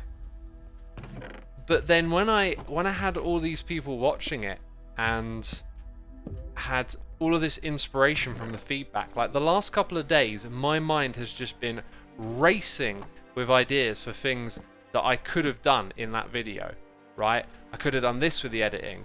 I should have got this thing animated. My brain has like totally clicked into place of like all these things that I could do for the 1000th episode. And it's really interesting because it's made me realize how my brain works creatively. When you give yourself like a really long stretch of time to work on something, the enthusiasm for it and the spark of imagination will die down. It's pretty like inevitable, right? That something like that would happen. And so the way in which I've worked on it, I've had to constantly like reinvigorate myself at various points. And so it's always been a case of like chipping away at it. And that's actually like dulled my excitement for what it was going to be. And then when I was editing it and I was actually putting all the finishing touches on it, like it was quite exhausting to get it all together. It had been so much hard work. And my energy for that like had sort of been depleted. But watching everyone enjoy it really filled it back up again. And then my brain was just ticking over with stuff that I could do to take it to the next level. And, you know, I would have had the time to have done that. I got that episode like ready 5 days before it was, you know, ready to go live on YouTube. That tends to be how I do stuff sometimes. I pace it out a little bit. FRZN in chat saying there's always 1,500 or 2,000. Perfection is overrated. It was fabulous as it was. I mean, I'm going to run into the same problem. Just thinking that far ahead, right? Also, Fenno suggests writing these ideas down. These ideas are... Oh, that's a bummer. Wait. Oh, it had a recipe in it.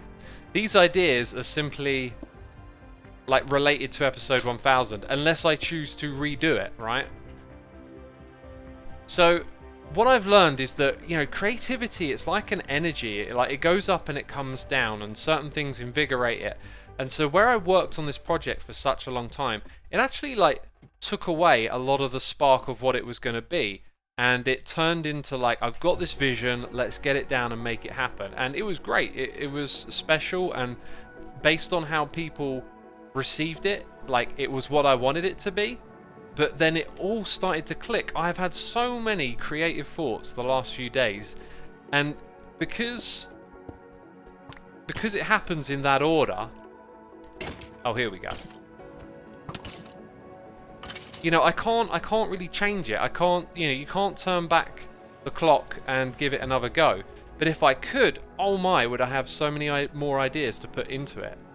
And that's just because that creative energy got exhausted. Right? Think about it. You spend a long time, over a year, planning something. Then you have a certain amount of time to put the pieces together, and you have to go over it again and again and make sure everything makes sense and feels right. And then you're editing, and you're editing the same thing over and over again. In that, the storm of ideas and things that you could do, it dies down because you're putting so much work into it. And it just really made me realize that creativity is like, it's like an energy or a tank or a force or whatever, and it needs topping up. And all of that feedback, all of these other people enjoying it and sending you that love, and it just sparks off so many ideas. Am I making sense, peeps?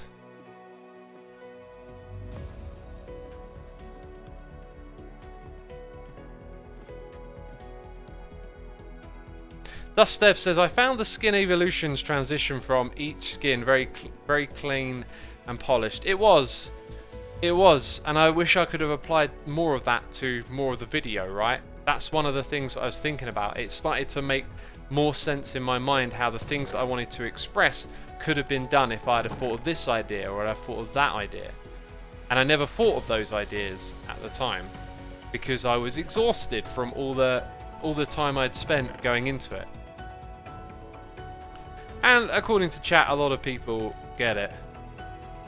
What is your philosophy for when your creative tank is running on fumes, says Colonel Space? It tends to be to keep going. I work off of lists, so my ideas are always extracting from lists. But guess what?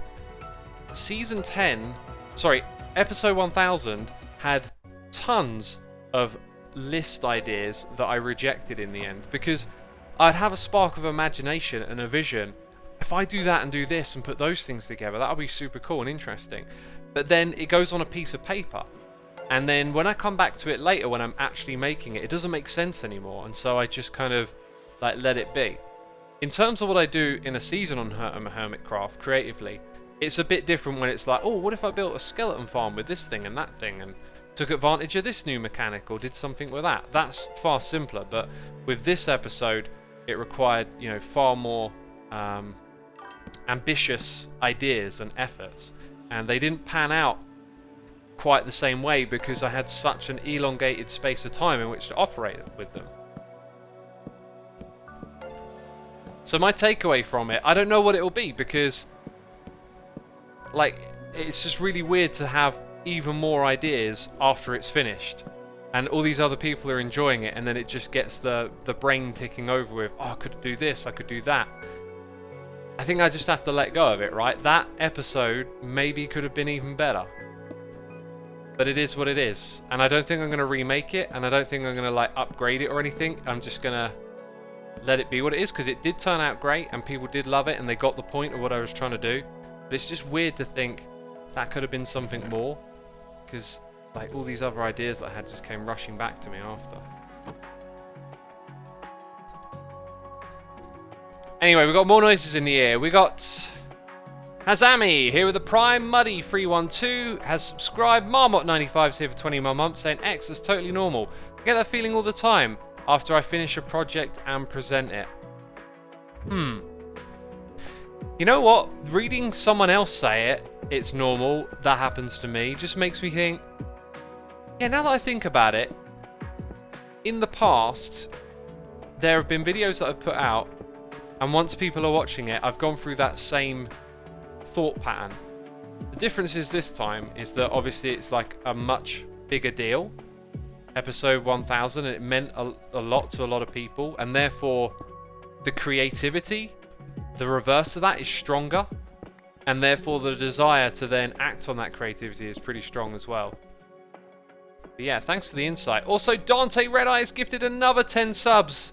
GlobAU, Cyrosis, Nevnuv, Orio, Jesse Chai, RDB Photo LC, The Voice DJ K, Sleeping Beauty, Holy Cow Man, and Tico505. Thank you all for tuning in. Be sure to say thanks in chat to Dante Red Eye, who is killing it today with the gifted subs. Thank you so much, my dude.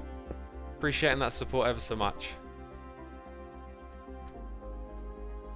I feel like I had 2 shelves that have disappeared. That's my gut feeling on this one. Or maybe actually, maybe this was all wider and those were like 1 lower. If that were the case, we've got 4 on that side. 1, 2, 3, 4. 1, 2, 3, 4, 5, 6, 7, 8, 9. Maybe not then. Or maybe, I don't know. But anyway. Ha! Aha! It's all back. It's all back. Beautiful. Beautiful. Wonderful. That's pretty cool. Rev Limit 304 is here with the Prime. Thank you so much, my dude. X, finding imperfections in your works is a good thing. That means that you can still see things where you can improve for the future. Yeah, there's always a positive spin we can put on these things, right? That's a great perspective. I like that one, Ender Dan. That's awesome. That's an awesome way of thinking about it. Yeah. And you know what? It's got my creative energy really recharged. I'm working on a future mega project, and like it's taking up a lot of time that I normally couldn't put into a mega project because of the nature of like the pace at which I make stuff. So it's really nice to kind of like slow down. But in slowing down, man, I've had so many ideas, and because right now I'm on a completely different schedule to what I normally do, so I've got time to be creative and think differently about stuff for this month. That's part of why I'm like doing create. I'm just shifting gears, doing something different for a month, and seeing how I feel after it, right? And yeah, it's just got my brain just feels like wired up differently now. Episode 1, yeah, shifting gears when we're playing create. We've got episode 1000 coming out, and I'm gonna put my wand. I think I left it up on the surface. Sorry, what episode 1000 is out, that's like been a huge boost of like inspiration, but like, you know, it's lined up with the other stuff as well. Anyway, like playing on Hermitcraft for like 10 years almost, well 9 years, 9 and a bit years. Like it's been central to just such a like a massive shift in my life. Like I'm sure you can imagine being at the center of something like this, creating videos, having a community. It's a huge deal in a way, and I just feel like it's just been such a massive part of growing up as a person, and like I've learned so many things along the way. It's all tied into it, and so when I was presenting that sort of nostalgia for the seasons, I kind of wanted to do it in a way where I brought you all a little bit closer to how I feel about it, because it's been remarkable. And one of the things I've always tried to do as a part of Hermitcraft was like take it to where it is today. I mean, it's not me alone that's done that. but like I was always striving for what we were doing here to be great, because I was watching, you know, Mindcrack and other SMP things back in the beginning. I was watching other YouTubers when I started doing Minecraft. I was watching other people, like, you know, all of you here are watching me, and I was just, I loved it. I loved the whole thing, and wanted to do it myself, and got involved. And then doing it with Hermitcraft, I wanted Hermitcraft to, you know, become something amazing, and it has. And like, it's just so crazy to look back at those seasons and think about how I felt at the time, what I was doing, where I was at in my life. And there's just been all this like growth and just magic around it, I guess you could say. It was nice to hear your thoughts about HCX. You really get a sense of that there's a person on the other side of the screen, if you know what I mean. That's what I was hoping to get across, you know, get across that personal feeling of like, it's more than just a bunch of videos, it's so much more than that. And I wanted the episode to reflect that sort of personal perspective of evolution. I mean, I tried to tie in some other things, talking about how it could have been more, right? Like, you would have noticed I was referencing various updates of the game, and I was referencing what blocks and things came with them. And the reason that I did that is because I was trying to bake in some of that feeling of like old school Minecraft and how far it's come and how it feels so different. And, you know, at the end of editing, I was exhausted from putting all of it together. And then, after, when I'm re-energized, I'm looking at moments like that and I'm thinking, what I could have done is maybe put in some overlays, or maybe the Puka could have helped me with some animations where it's like, when I say 1.5, the redstone update, all the blocks from that update drop into the screen, right? I really wish... I can't dwell on this, and I'm not going to, but I really wish I could change it and just put those extra layers in polishing, because I really wanted to sort of pull the viewer into that, and I think I did it with my words, but I could have maybe done it more with visuals on the screen. Because man, like the game today, still got the same charm, but there's just something about that nostalgia, right? Like there's something different, and there was an opportunity there to show it through putting visuals on the screen, so you could kind of get that sense of the game evolving as you're watching the video. That's why it's called evolution, you know? It's about my own evolution, Hermitcraft's evolution, the evolution of the game. There's a lot that's happened in those 9 or so years, right? X, you could do a Snyder cut or a Xisuma cut of episode 1000. I deleted the file, so it's too late for that. I've still got all the raw recording stuff on the hard drive, but I deleted the... not long after I made an episode, I tend to just delete the file that's got all the editing in it, so not possible. I don't think I would want to realistically either. I mean, actually, I guess I could have. I've never done that before, so I instinctively think, no, it's done, leave it. Even though I've got all this creativity for it, right? I'm sort of thinking it's done. But yeah, I guess I could have. It's too late for that now, but there's never a reason not to. You put up your own little mental barriers of like, well, you know, of course I wouldn't re-edit it and re-upload it, but there's no reason I couldn't do that if I wanted to. Project file, what if something went wrong, says Alarazia. Oh, it's out. Like, you know, that's it. Once it's out, it's out. So I just delete the project file after that. And I tend to delete the recordings around the same time, unless I plan on like using something for a future video. Some of you are saying like use the creativity for future things. The creativity that I have for that episode really is for that point in time. I don't think I'll do another one like that.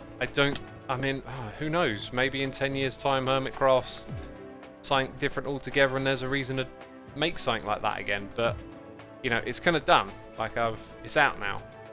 So all this energy, all these ideas are sort of just kind of lingering in the mind as things that could have been. But I'm fine with that because people got the point. That was the main thing. Like, is it me or is that not connecting? Oh, does it only connect on the other axes? Right. Right, okay. I think I'll pivot to this then, and we'll have... Whoopsie. Oh yeah, we've got to use the building one now. We'll have this bit next. I guess that means I need some of this up here. Anyway, questions, peeps? Any questions about it, like while we're talking about it? I mean, it was such a momentous moment, and I've had a lot of messages and read a lot of comments and been very moved.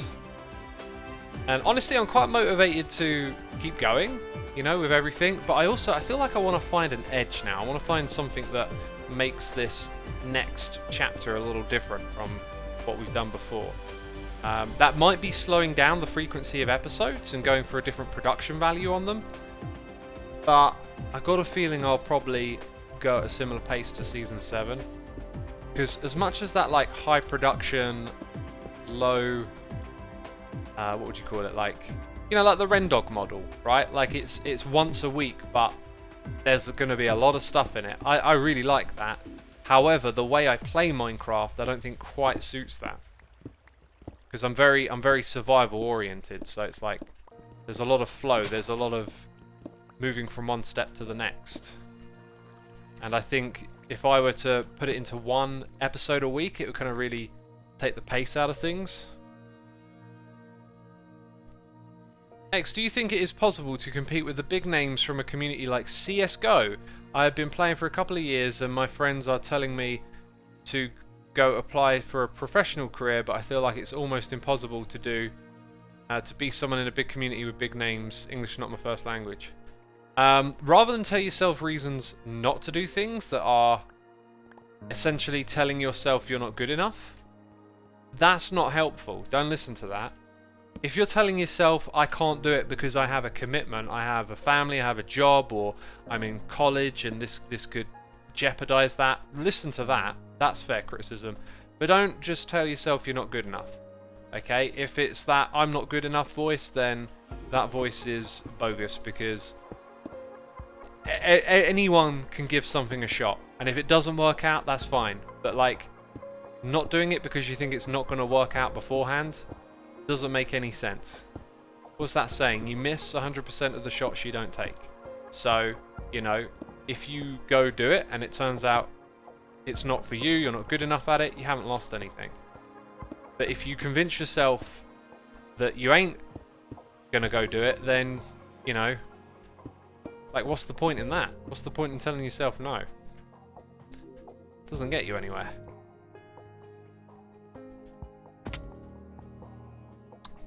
Doesn't get you anywhere.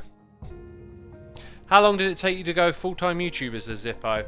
Well, it was a matter of like, I think 3 to 4. If I just try and chalk it up, actually, it's more like 6 to 7 months of doing YouTube and not really understanding the money aspect of it. And when I say that, that's at a time when no one did really.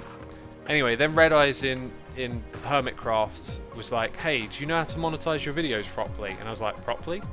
Showed me the ad settings that I had no idea about, turned them on, and then like every day it was like about £5 to £10 trickling in. And I was like, oh, that's interesting. Anyway, that was as Hermitcraft and my channel was initially growing, so that slowly ticked up. And then it got to a point where, like within another 4 to 5 months, I was now sort of earning more than I was at my job, which was not paying minimum wage. It was a sub-minimum wage job because of, I've moaned about this before, but there were these European Union laws that essentially kind of attacked us as workers and made it difficult for us to have a living wage. And so because of that, it kind of just lined up with this, well, this isn't working out. And like, why don't I give this YouTube thing a go? And so I just kind of went for it. I was like, okay. And, not only that, I was looking at what was happening on YouTube and thinking, like a lot of us were, this is something that's going to be big. Like back then, we kind of knew it. And, there's like survivor's bias, isn't there? There's survival bias of like, well, I can say that now because I'm here. But, it was definitely a strong feeling of like, there's something happening. Oh, dang it. There's something happening here, even if this is not like the final product. And so other people around me, like Generic B was trying to go full-time. There were a couple of others talking about giving it a shot, going part-time, you know, changing things with their work so that they could make videos. And I just decided to like kind of go for it. And I didn't just sort of shim-sham and be like, yeah, I'll play games. It was like, no, I'm going to like work my butt off. I'm going to just knuckle down and do what it takes to make my channel grow and like try and make something of this. I tried to rope some of my friends in as well, but like no one was interested.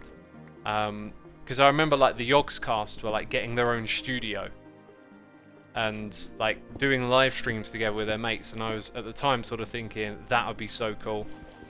But like I couldn't rope anyone I knew into giving it a shot. So I was like, yeah, just in this spot where I just like worked my butt off, and I, for you know the first, well, for a long time, just really just put absolutely everything into it. It's only the last few years that I've been sort of slowly putting time back into other things, and like, you know, I feel like I've air quotes made it, and I can kind of relax. I've had some holidays or whatever, you know. Dang, I'm waffling on a fair bit here, aren't I? Hey, we got noises in the ear from RevLimit 304. Thank you, my dude. And we also got Logical Geek Boy with us, gifting subs to the community. Excuse me. Sayem, Meagly 333, Warped Squish, Vijo 0111, and Zinzerk. Thank you ever so much for the subscriptions there. Yeah, another thing about working hard, right? Like, yes, you're playing a computer game, but you're also now making entertainment for other people. And those early days of Hermitcraft, like, it was a really weird thing, because I was playing this game and like trying to do interesting things with it, following my instinct, and then trying to make it fun for other people. It was so kind of like natural, yet like you had to really like hustle. You had to really put in hours, and you know, it was putting hours into something I really enjoyed doing, which is playing this game. So that's like good, but it was still quite the hustle. And I'd say from like season 1, season 2 was like a massive hustle.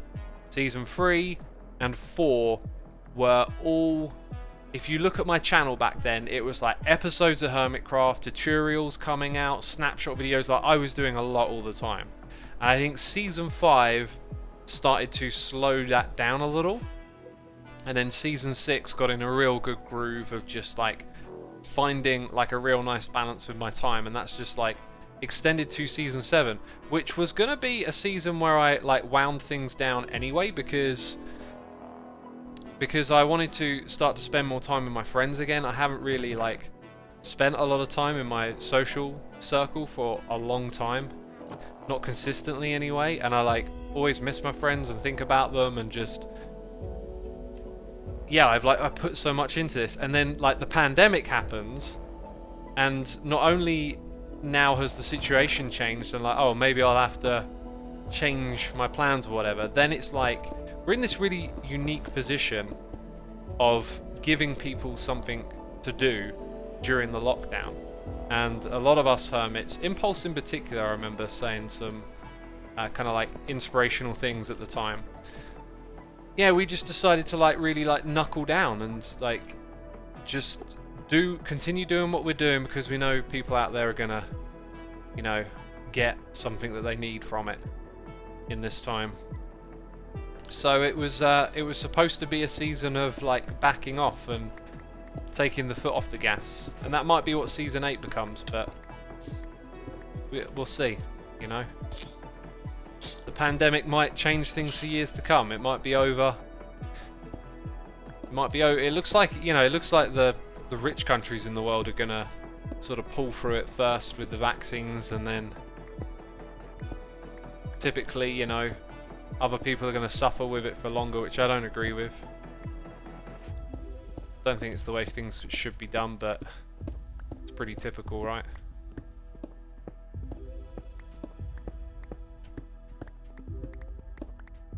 Why am I doing this? I discovered this tool for this reason.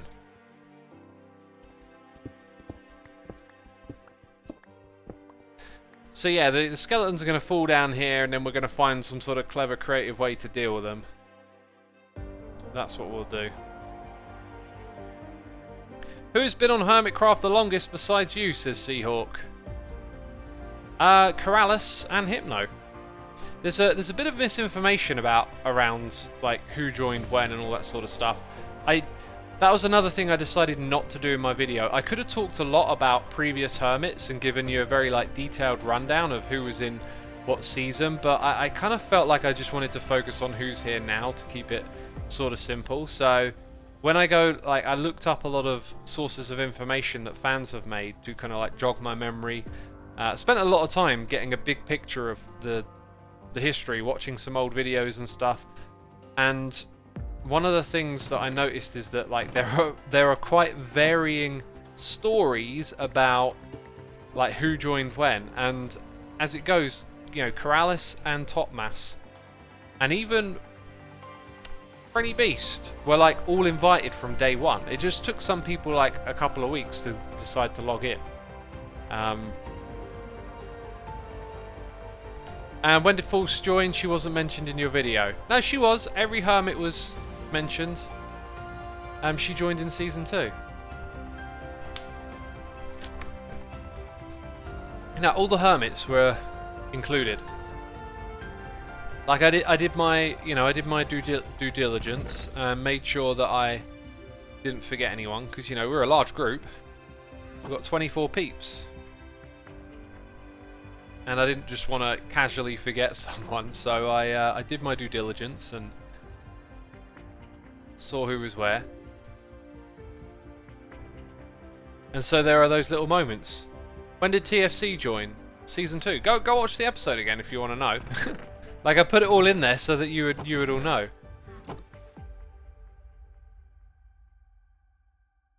But yeah, anyone who like isn't a part of it today, I didn't put in those little moments because like it would have just turned into chaos, because like Season 2 is like, oh, 15 people joined this season or something, and you know, like only 3 of them are still here today kind of thing. There would have been a lot of that. Do you know, I'm looking for the material and it's like I can literally just come in here and do that, which is just crazy.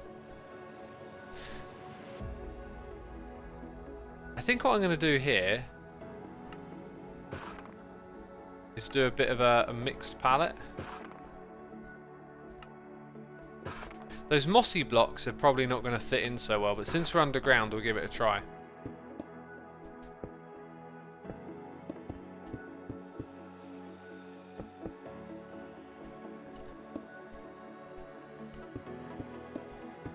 See, I feel like that around here could look pretty cool.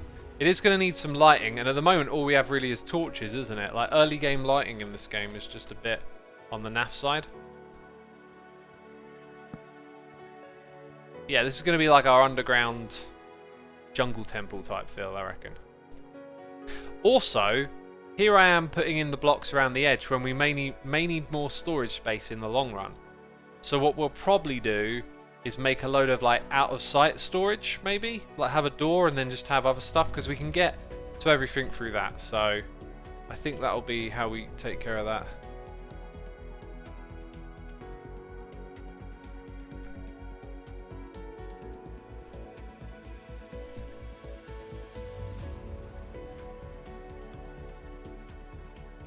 So yeah, what other Hermitcraft questions do y'all have? I'm having a look, there are a few. Feels like the time to talk about it now that the episode's done and like out there and y'all have seen it. Cool, I feel like it'd be really nice to just find a couple more of these, like quark related textures. There could be some out there worth exploring for. Like diorite. I mean, we can make generators for this. Maybe before I get too much into the decorating, we should look at getting some generators up. So this is obviously going to be the skeleton farm whenever we need it. I wouldn't mind getting this floor down. As soon as I say that though, I'm kind of thinking, oh yeah, I kind of want to make some block generators.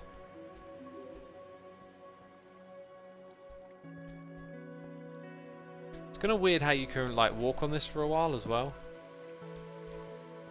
as the blocks are disappearing.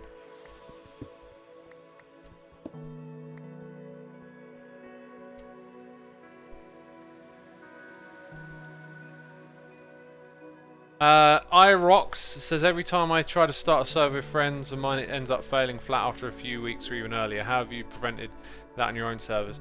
Well, I mostly just played on Hermitcraft and then my own communal thing. So that the key word, or the key thing there is probably community, right? Like, I've got a big audience and a big community to kind of pull things together and make things work. Hermitcraft like has a bunch of people with the same interests. So when you start something up with your friends, if you've got that vision of like, I want this to be like Hermitcraft, doesn't mean your friends are thinking the same thing and want it to go in the same direction. So something to consider is just that like, that is going to be the nature of that type of thing unless you're with people who are committed or on the same page or have the same vision as you, which can be really hard to find, you know. Can be a very hard thing to find and make work. Now I'm thinking, here's a nice texture and it's super easy to get loads of it. But does it really match up with what we've got going on over here? And we got G Busha here with the cheers and the bit saying, is there one hermit that doesn't play anymore that you'd like to see return? Yeah, I think I'd say Biffa. I had so many great times with Biffa in the early days, and he's moved on to other things now and found success with another game, which I'm happy for. That's awesome to see.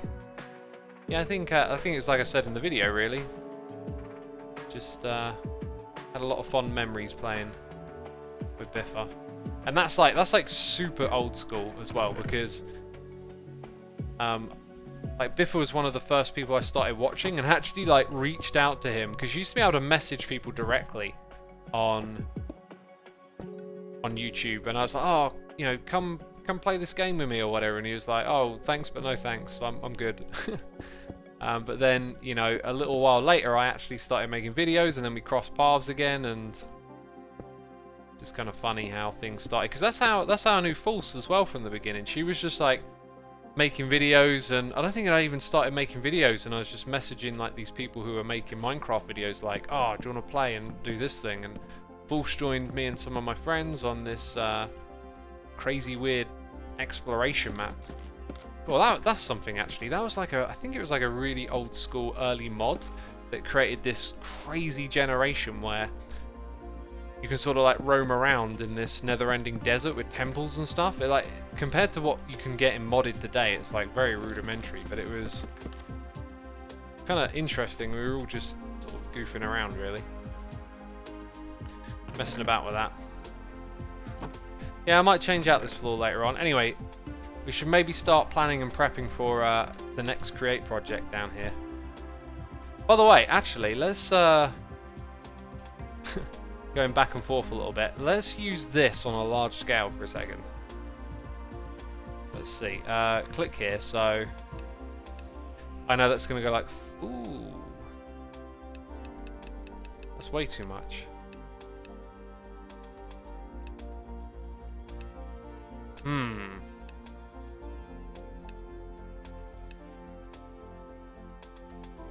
Wait, what? I feel really weird about like why these numbers are even. I think I want them to be odd, which makes that weird. Right, let's just confirm that. So, ooh, that is powerful. That is very powerful. So if I want to make another project, like, it don't take long to clear out a space, does it? Now I've got space over here to make another project. Also, I think that's even like too big a space for my liking.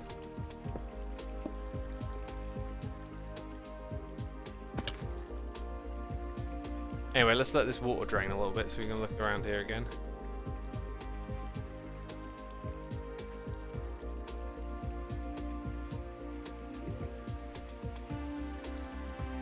I think you can undo it, says Bleon. I've been told that, yeah.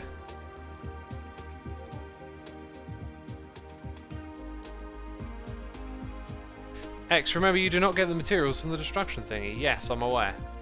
But look at that, that's a fully sized room. Well, maybe, maybe not. So where is the bottom there? There it is. So if I want to extend that again. I mean, this just makes building our like underground base down here so simple now.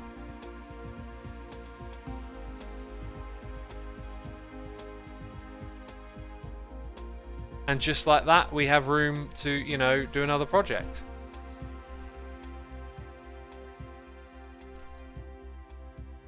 What I really need, though, is a way to move loads of items back and forth. Oh, they're here. Without going back and forth too much. Because I've got to sort out those chests next.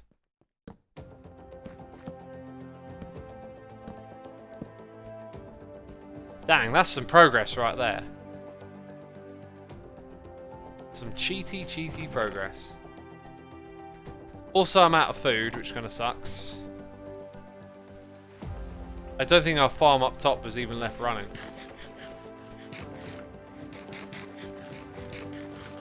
You could be destroying diamonds. Definitely not at this height. Diamonds only spawn at the bottom of the world.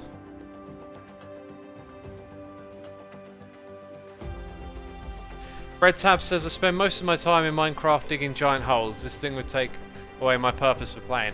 Well, I dig giant holes, but then I put something in them, right?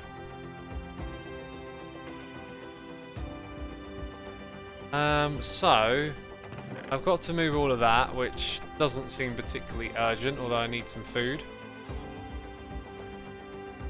So anyway, what I'm thinking is the first project we should do is this. We're going to do this again, except we're going to do it for way more types of block. So we're going to need the mechanical drill.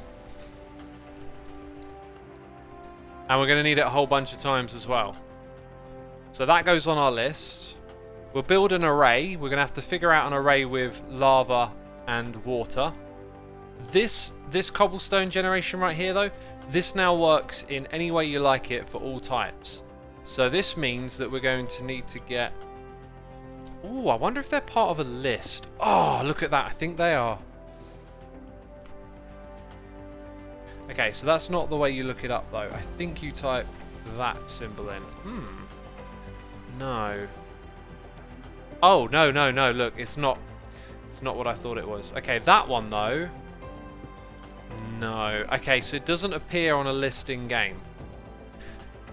I am actually going to just have a cheeky look into the game files quickly, because we might be able to get this information by looking in perhaps config? Oh, what is this thing called? Something to do... Actually, let's use the search feature. So it'll be cool. It'll have generation. Like generate will be somewhere in... No, maybe not then. Peeps, forgive me for making you stare at my face, but I've got a feeling that doing this will save us a fair bit of time. Okay, I have tweeted out the pack earlier today, so if I go look at the... Ooh, what's this? That doesn't look right. Oh.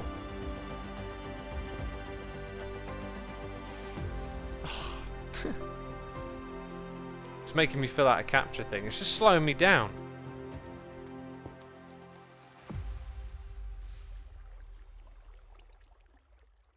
Oh, this is so slow.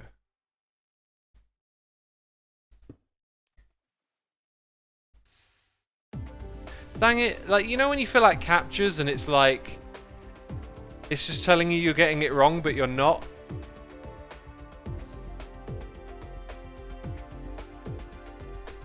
I'm just doing it over and over again and it's just like, nope. Dang it, machine, I know what a boat looks like. Okay, now it's letting me through. Right, so do we have like a change list? Oh, this might not have been as straightforward as I would have liked. Okay, the name of the mod is not listed there. Okay, where can I see the files? Let's try something different.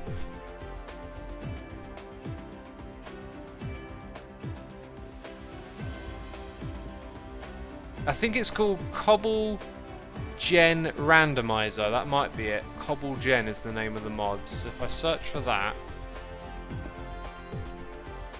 I might find a config file. Yes, I think I just found its config file. I know you can't see any of this, but bear with me.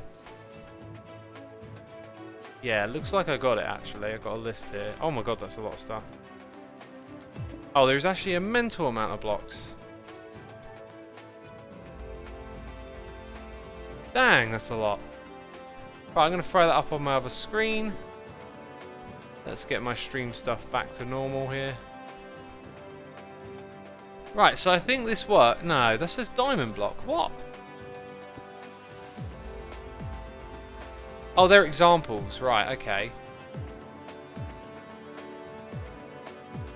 Then, they're technically all examples. Oh, I'm really not sure now.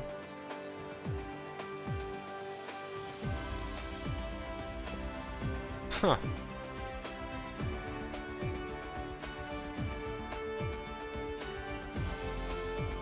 Oh, this actually isn't very helpful at all, what I'm looking at.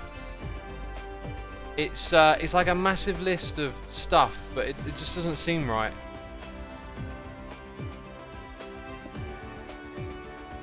Use config instead of data pack. True.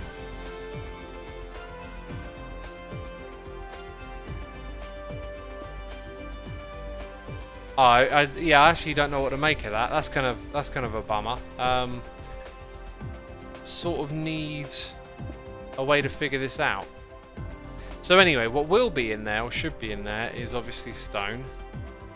So we'll make a cobblestone and a stone generator. Diorite, andesite, and granite are going to be on that list. So that's 5 so far. Then beyond that, I noticed some of the cork stuff. So that's probably all of vanilla. Maybe what I'll do is just get a list of this stuff later. So it might be that even brimstone is generatable, right? Like, I don't think these are, because these are like craftable, but stuff that's like a stone out there in the wild. Okay, I'm gonna, you know what, like, unless I can get a definitive list, like, there's not much point in me starting that now. So I'm gonna go just, you know, painfully move these things down a little bit at a time.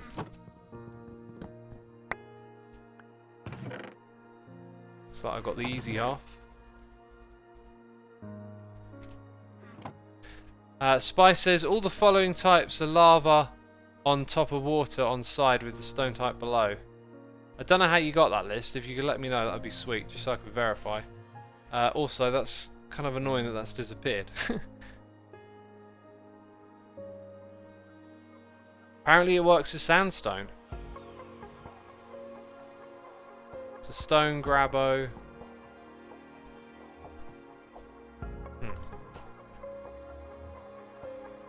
Yeah, we'll do it. I'll do it. I'll ask the mod author so I can get a definitive list. Yeah. Create also lets you generate limestone with lava and honey. Oh no, this mod will let us do it with lava and water. That's how it works. Oh, got a noise in the ear. Got a couple actually. Whoa! Oh, there you are. Actually, I read the last one, so we've got Snocky here for 4 months. Thank you ever so much for resubscribing, dude. Appreciate it. Oh yeah, that's all just dead ends around there now. Right, I feel like this framed glass should probably have a home.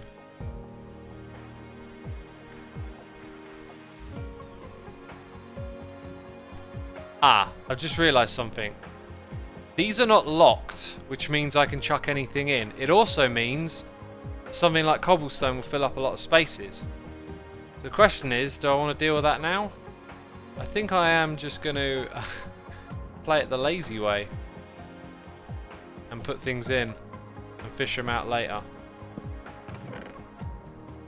And fix that problem later once I've made it worse for myself. Right.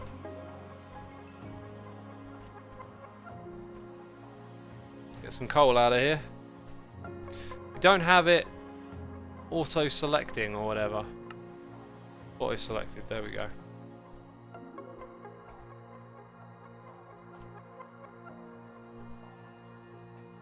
The cobble drawers, etc. put void upgrades so they can't overflow. I think I'm going to let it overflow for now.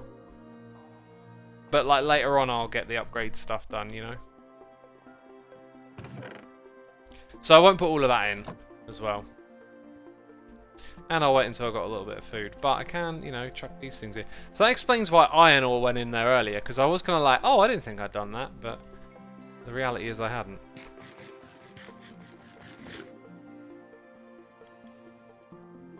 Kristin says, I found your 1000th actually kind of sad, like it was an obituary. Dang. That's pretty grim. I wouldn't have called it an obituary, I would have called it, you know, a retro perspective on all that's changed over the years. Oh, Thegley felt the same way? Dang. An obituary? That's really grim. I do not see it that way at all.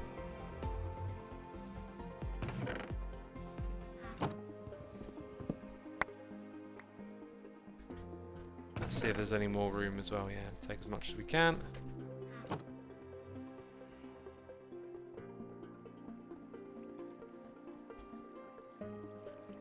Aldux says, I thought it was neat because I got to see the versions of HC I'd never seen. I only started during Season 6. Fun to see what come before.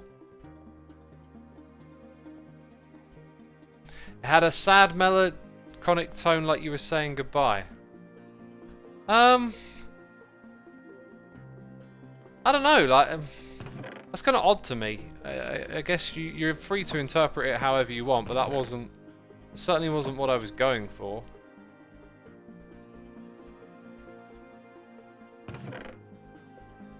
I mean, it was emotional, that's one thing I will say, like there was emotion baked into it. It was definitely, definitely had a bit of that going for it.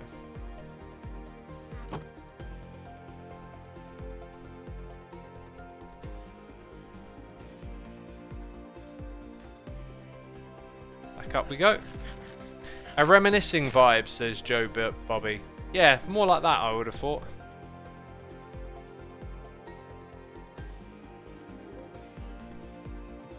I remember watching Efo play HC in Season 4. I don't know what... Oh, that one went off the screen. Dang. They go off the screen quick here. Panda Man, thank you ever so much for the Prime, my dude. Appreciate it. Thank you for subscribing. The voice change is quite emotion. Suffering with depression, I really felt that transition from sad Xisuma to your current self. Yeah, that's like a weird thing, is like... I wasn't depressed. I just had zero experience with putting enthusiasm into my voice, right? Like, it wasn't a depression thing. And, you know, some people are commenting, like, it's a joke, just to call it boring voice or whatever. Or depressed voice or whatever. But, like, some people, I think, take it seriously as well.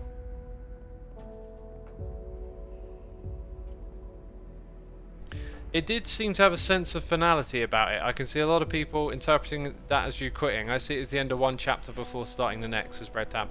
That is more like, yeah, maybe you've touched on it there, because that is what it is.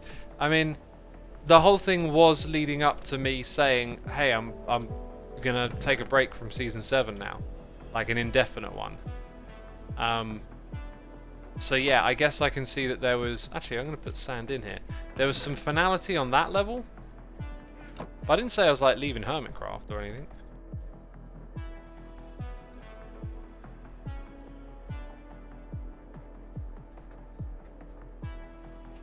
Right, sheep's head can go in there. One more chest to do. Hey, we should carve out like a little tree farm down here as well. Make sure we've got some space for growing trees now, right?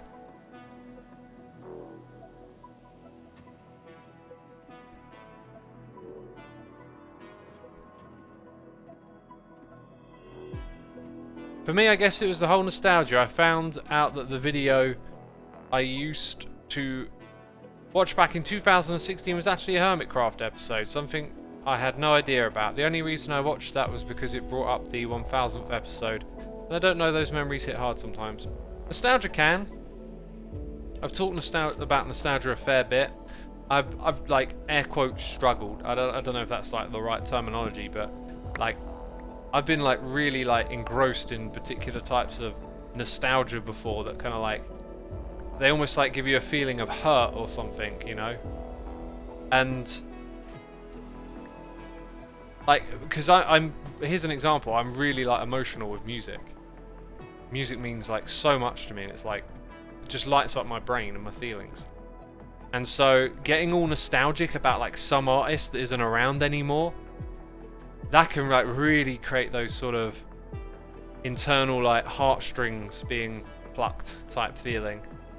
But like, you know, I got to this point where I'd think about feeling like that, and I'd say to myself like, is this helpful? Is it good to feel this way? What does it achieve? Like, what is the purpose?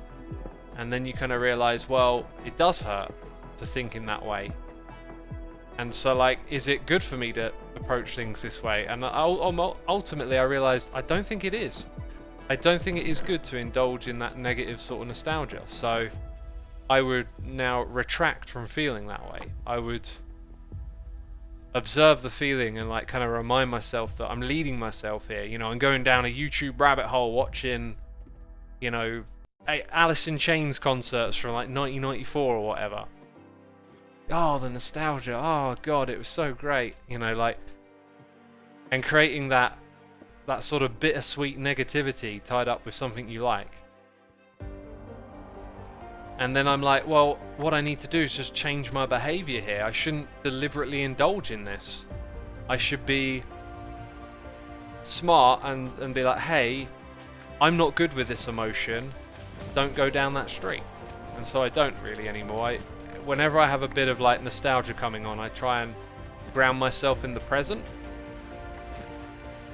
In fact, being present is really great in a lot of ways, because you can have that nostalgic backwards anxiety. You can dwell on things that have happened to you and it makes you upset.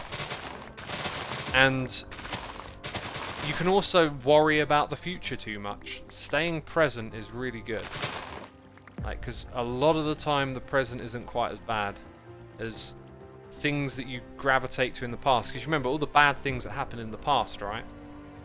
They're actually a fraction of what happened in the past, because most of the time, you know, you're just doing the day-to-day and things are happening, and, you know, but then those bad bits, they stay with you. And they make it feel like they're all of what you did at that time.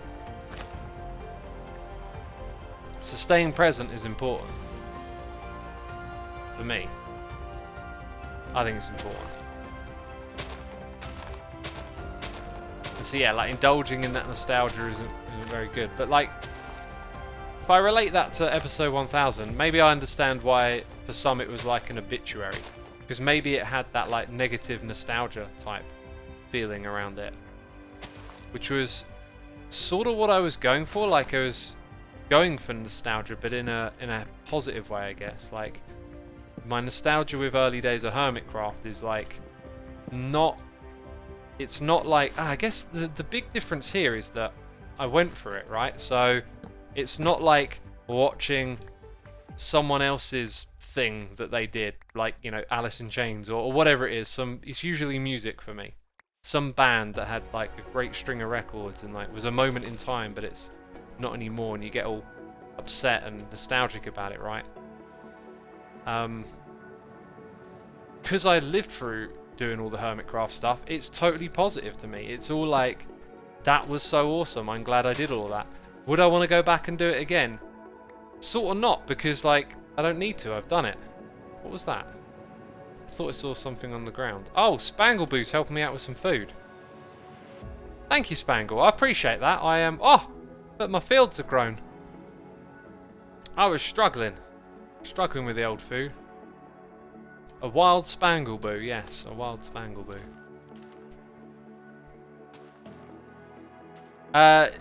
GFUXI is here for 8 months.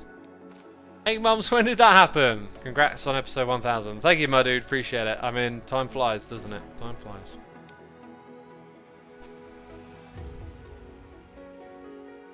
The weight of the past is heavier than the weight of the present, says Ender Dan. That's a nice way, or clever way of putting it, like a wise way of saying it.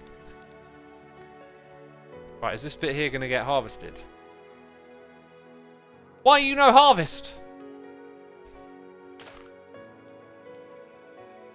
I think it snapped back with like the opposite rotation here, didn't it?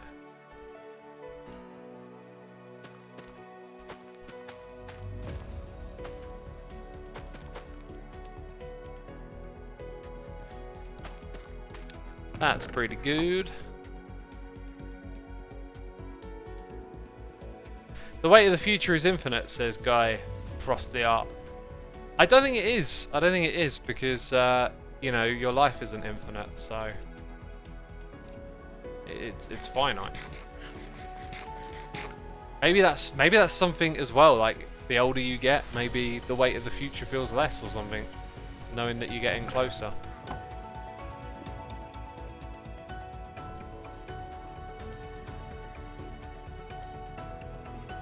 Just keep the farm contraction on for more yield, says Zippo. That is an experiment we should conduct.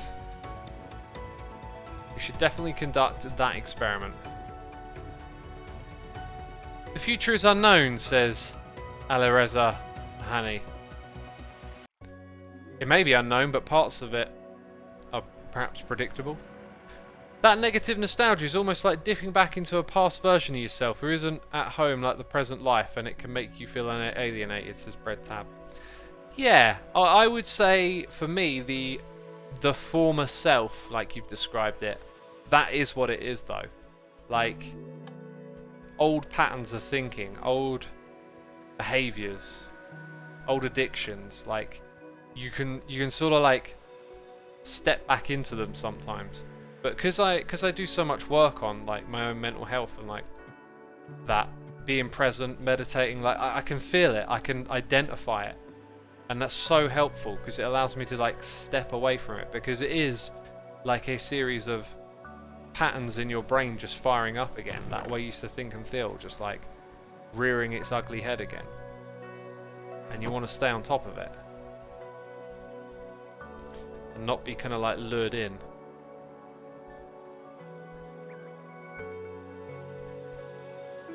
Okay, put those things in there. So we've just pulled down like a lot of our base down into this area. Now we can set up like a tree farm thing, which needs like a bit of height. Really like the idea of just clearing out a massive amount of room and building up some walls like this. Like this is great. With the destruction tool, we're going to be able to very easily build out our base in a really good way. Here's something that I want to do next though. Let's go grab that. Oh, where is it? Have I destructed my destruction tool? Did it accidentally end up in here? There it is.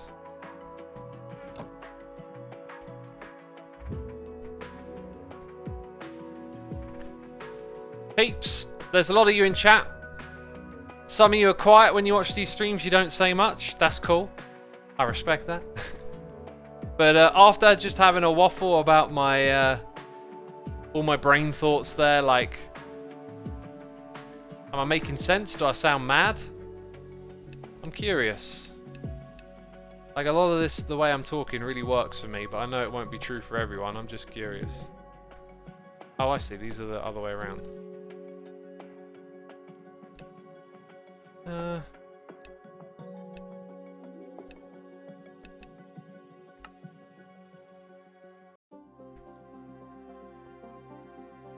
Oh, nice. See what I'm doing here? And now we're going all the way across the back. You sound a bit sad now. No, I'm not sad.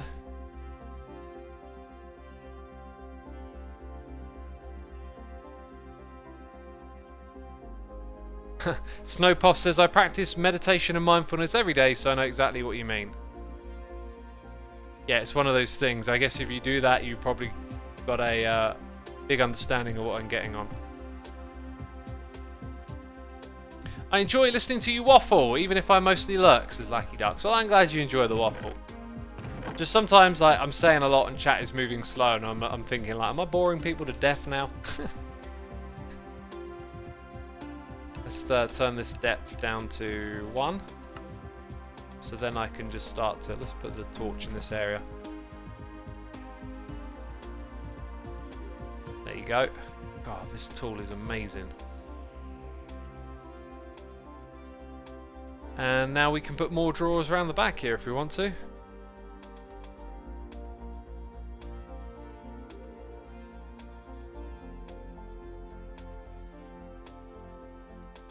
X, when you become too serious about the real world, then I do not like the stream.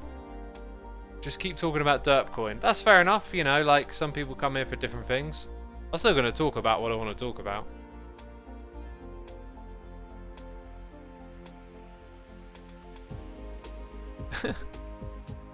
It's not like you're boring, we were actually taking notes, says Nertirian von Schwasser.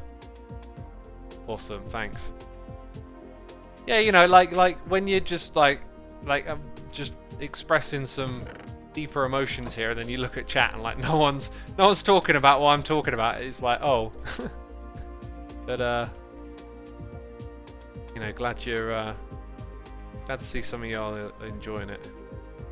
I use nostalgia almost deal with my current problems. That sense of familiarity gives me space to deal with the unknown, even if it brings bittersweetness as trademark depression. I would ask you to reflect on that bittersweetness that comes with it, and just ask, is that, like you said, it's a coping mechanism, right? So the thing with coping mechanisms is they're not always helpful for you. In fact, the fact that it's a coping mechanism might be a sign that, I mean, I haven't really thought deeply about coping mechanisms, but it usually comes up in the context of being something that is possibly negative. Like you use it to cope, but it's negative, like a drug, for example. And I think maybe I did the same myself, right? Like getting into all that nostalgia was a way, like when I was younger, when I think back on how my views were different of things, like a lot of it was just a lack of comprehension or faith, perhaps, in things around me, and so it was always easy to just look back and act as if the world was a better place back then. But you know, to make a big judgment, like if it were better or not, is a big thing to do, but it's very easy to kind of try and easily create, like it's so easy to have an image of the world, like, oh yeah, the world's great, or oh, the world's terrible, oh, it used to be better. Like it's so easy to condense just a massive amount of information into something so simple, right? Like it's easy to think that way. It's harder to like get a big overview of all the things, all the different metrics and measurements and things that you could know that are going on in the world. And what I've found by trying to learn more, is that there's so much good and greatness that goes on in the world, and there's so much things we just constantly take for granted that it's really easy to have like a negative worldview, because you've got a lot of media bias towards things that capture our attention, and that's part of our own bias to look at things to capture our attention. And so you can focus on, oh, this conflict here, that trouble there, so-and-so did this, they said that on social media. And yet you can overlook all the cooperation that goes on every day, all the people working together and making the world turn and keeping the lights on, your belly full of food. Like there's an immense amount of incredible stuff that we all do every day. It seems that you're reading something, says Fantasy. I'm just saying whatever's in my head, and when I do that, sometimes it makes it harder for me to focus on this. I think I was going to grab some oak wood and expand the floor a little bit, and I think I also would like some glass. Now, do we have something like tinted glass? Framed? See, I think Quark had something, right? I would really like some tinted blackout glass, but I don't think we've got that.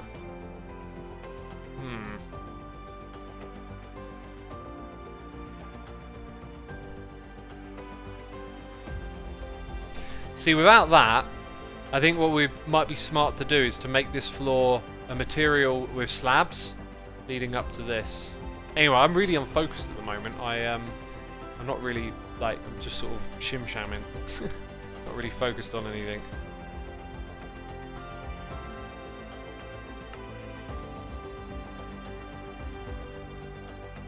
Okay, and then let's get some drawers. Uh-huh. 4? I think we run out of those.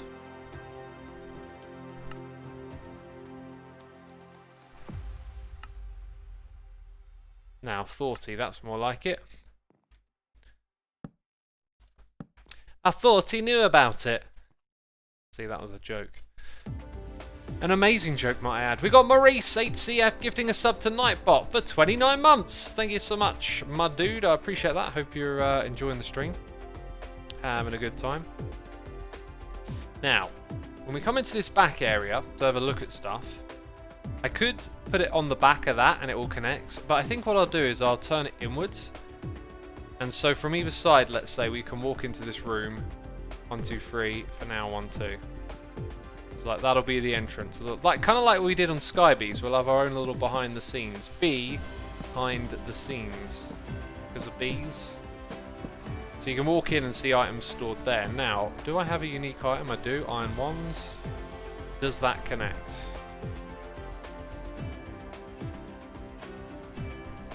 Yes, it does. I feel really good about this. Now that this is down here, this is how I like envisioned it in my mind. We should get a little bit of the ceiling in as well. Yeah, now we've got a proper plan. And I'm also going to need to like creeper-proof this place real soon, because you know a creeper's going to come sneaking up on me before long with their sneaky ways. Good stuff. Ooh, I wonder if... Oh, the hole here. I wonder if I do that... Ah! Dang! That's slick. You need that. So now we can get to this too. We can get to this too. Right, so that... What was it called? Grubbo block or whatever. Gonna need more of that around here.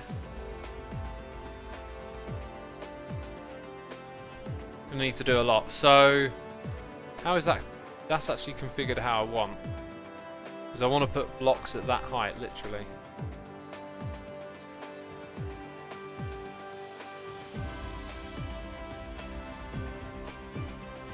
So, guess I kind of want to dig out a whole row across the back. And then have the ceiling above. But I think I might throw some stairs in here. Like that material, perhaps. Or better yet, maybe some made that way.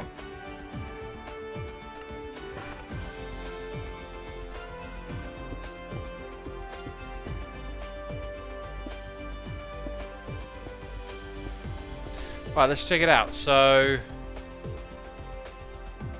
those are the blocks that we... flip around over here.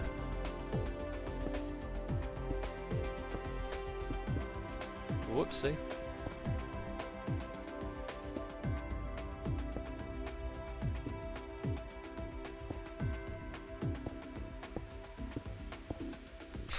Those are the blocks that I'm also trying to place the most of. And then directly above it, we'd have some blocks like this.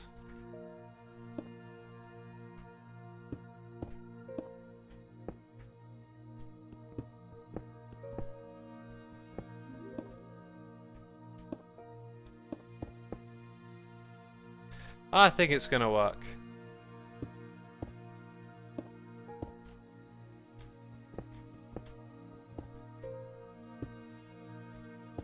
Dang it, why am I using the ones I literally want to place up here?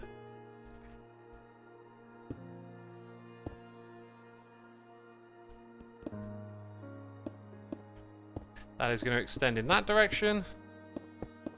Cool.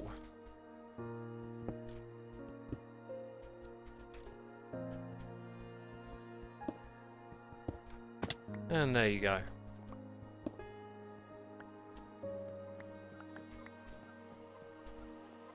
That is looking great now. And then obviously all of this up here is going to be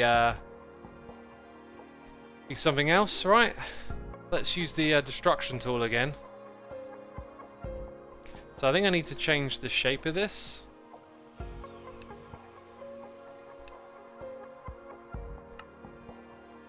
See, now I can fully see what we're going to remove.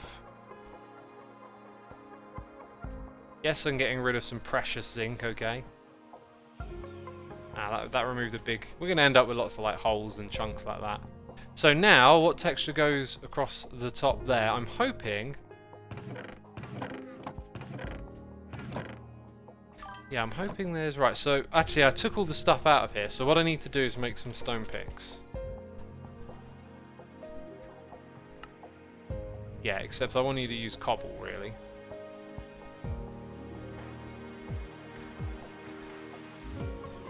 Then I gotta find more of the stuff. There it is, it's up there. Oscar1758, thank you ever so much for 7 months of support, my dude. And the Chosen Architecture is here with a raid. Welcome all the raiders. The Chosen Architecture, thank you, my dude. I appreciate that. Appreciate the support. Look at me playing some modded, right? I got my mojo for it recently. Mojo. I never use that word. Oh. I never use that word. Yeah, I got my mojo for this. It was just like, I don't know, something just ticked over in my head. Like, it was watching Iskal play Vault Hunters. It was just like, oh, this is like really interesting. And then I just kind of like found my thing. But modded, it was like, oh, I think I know how to play this again. I just got to focus on this thing and not that thing. And so now we've got a bit of a groove. And we're playing our own custom Modpack. And having a blast, basically. As you can see, certain aspects of it are like OP, but that's the way that I wanted it. So, let's go chuck that into there.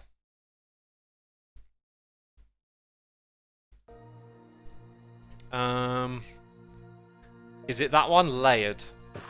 We want the layered stuff.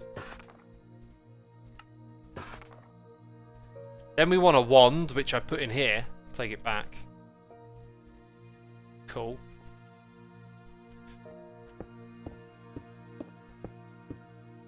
So I kind of want to... Okay, now I'm using that block because my scroll wheel just decided to bump over. Come on. Now the wand, I think I can use this from like any distance. Nope. I want to be up there. That almost sounded like I said, I want to be a bear. Also, maybe I should have used like a different material up here, but as we generate more and get more, you know, I can easily rip this all out and just replace it with something else, because it's going to be super easy for us to have a lot of materials. Okay. See what I'm doing here? See what I am doing? Beautiful, beautiful.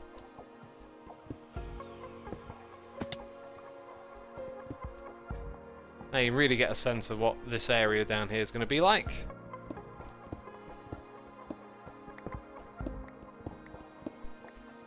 Cublex says you want to be me. I want to be a bear.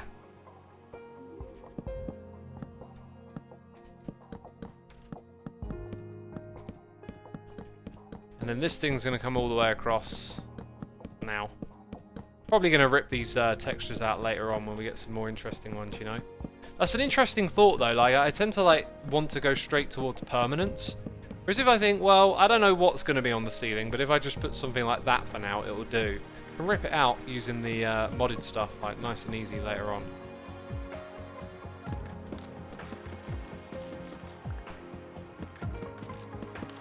Strip logs really changed the building game, says Chosen Architecture.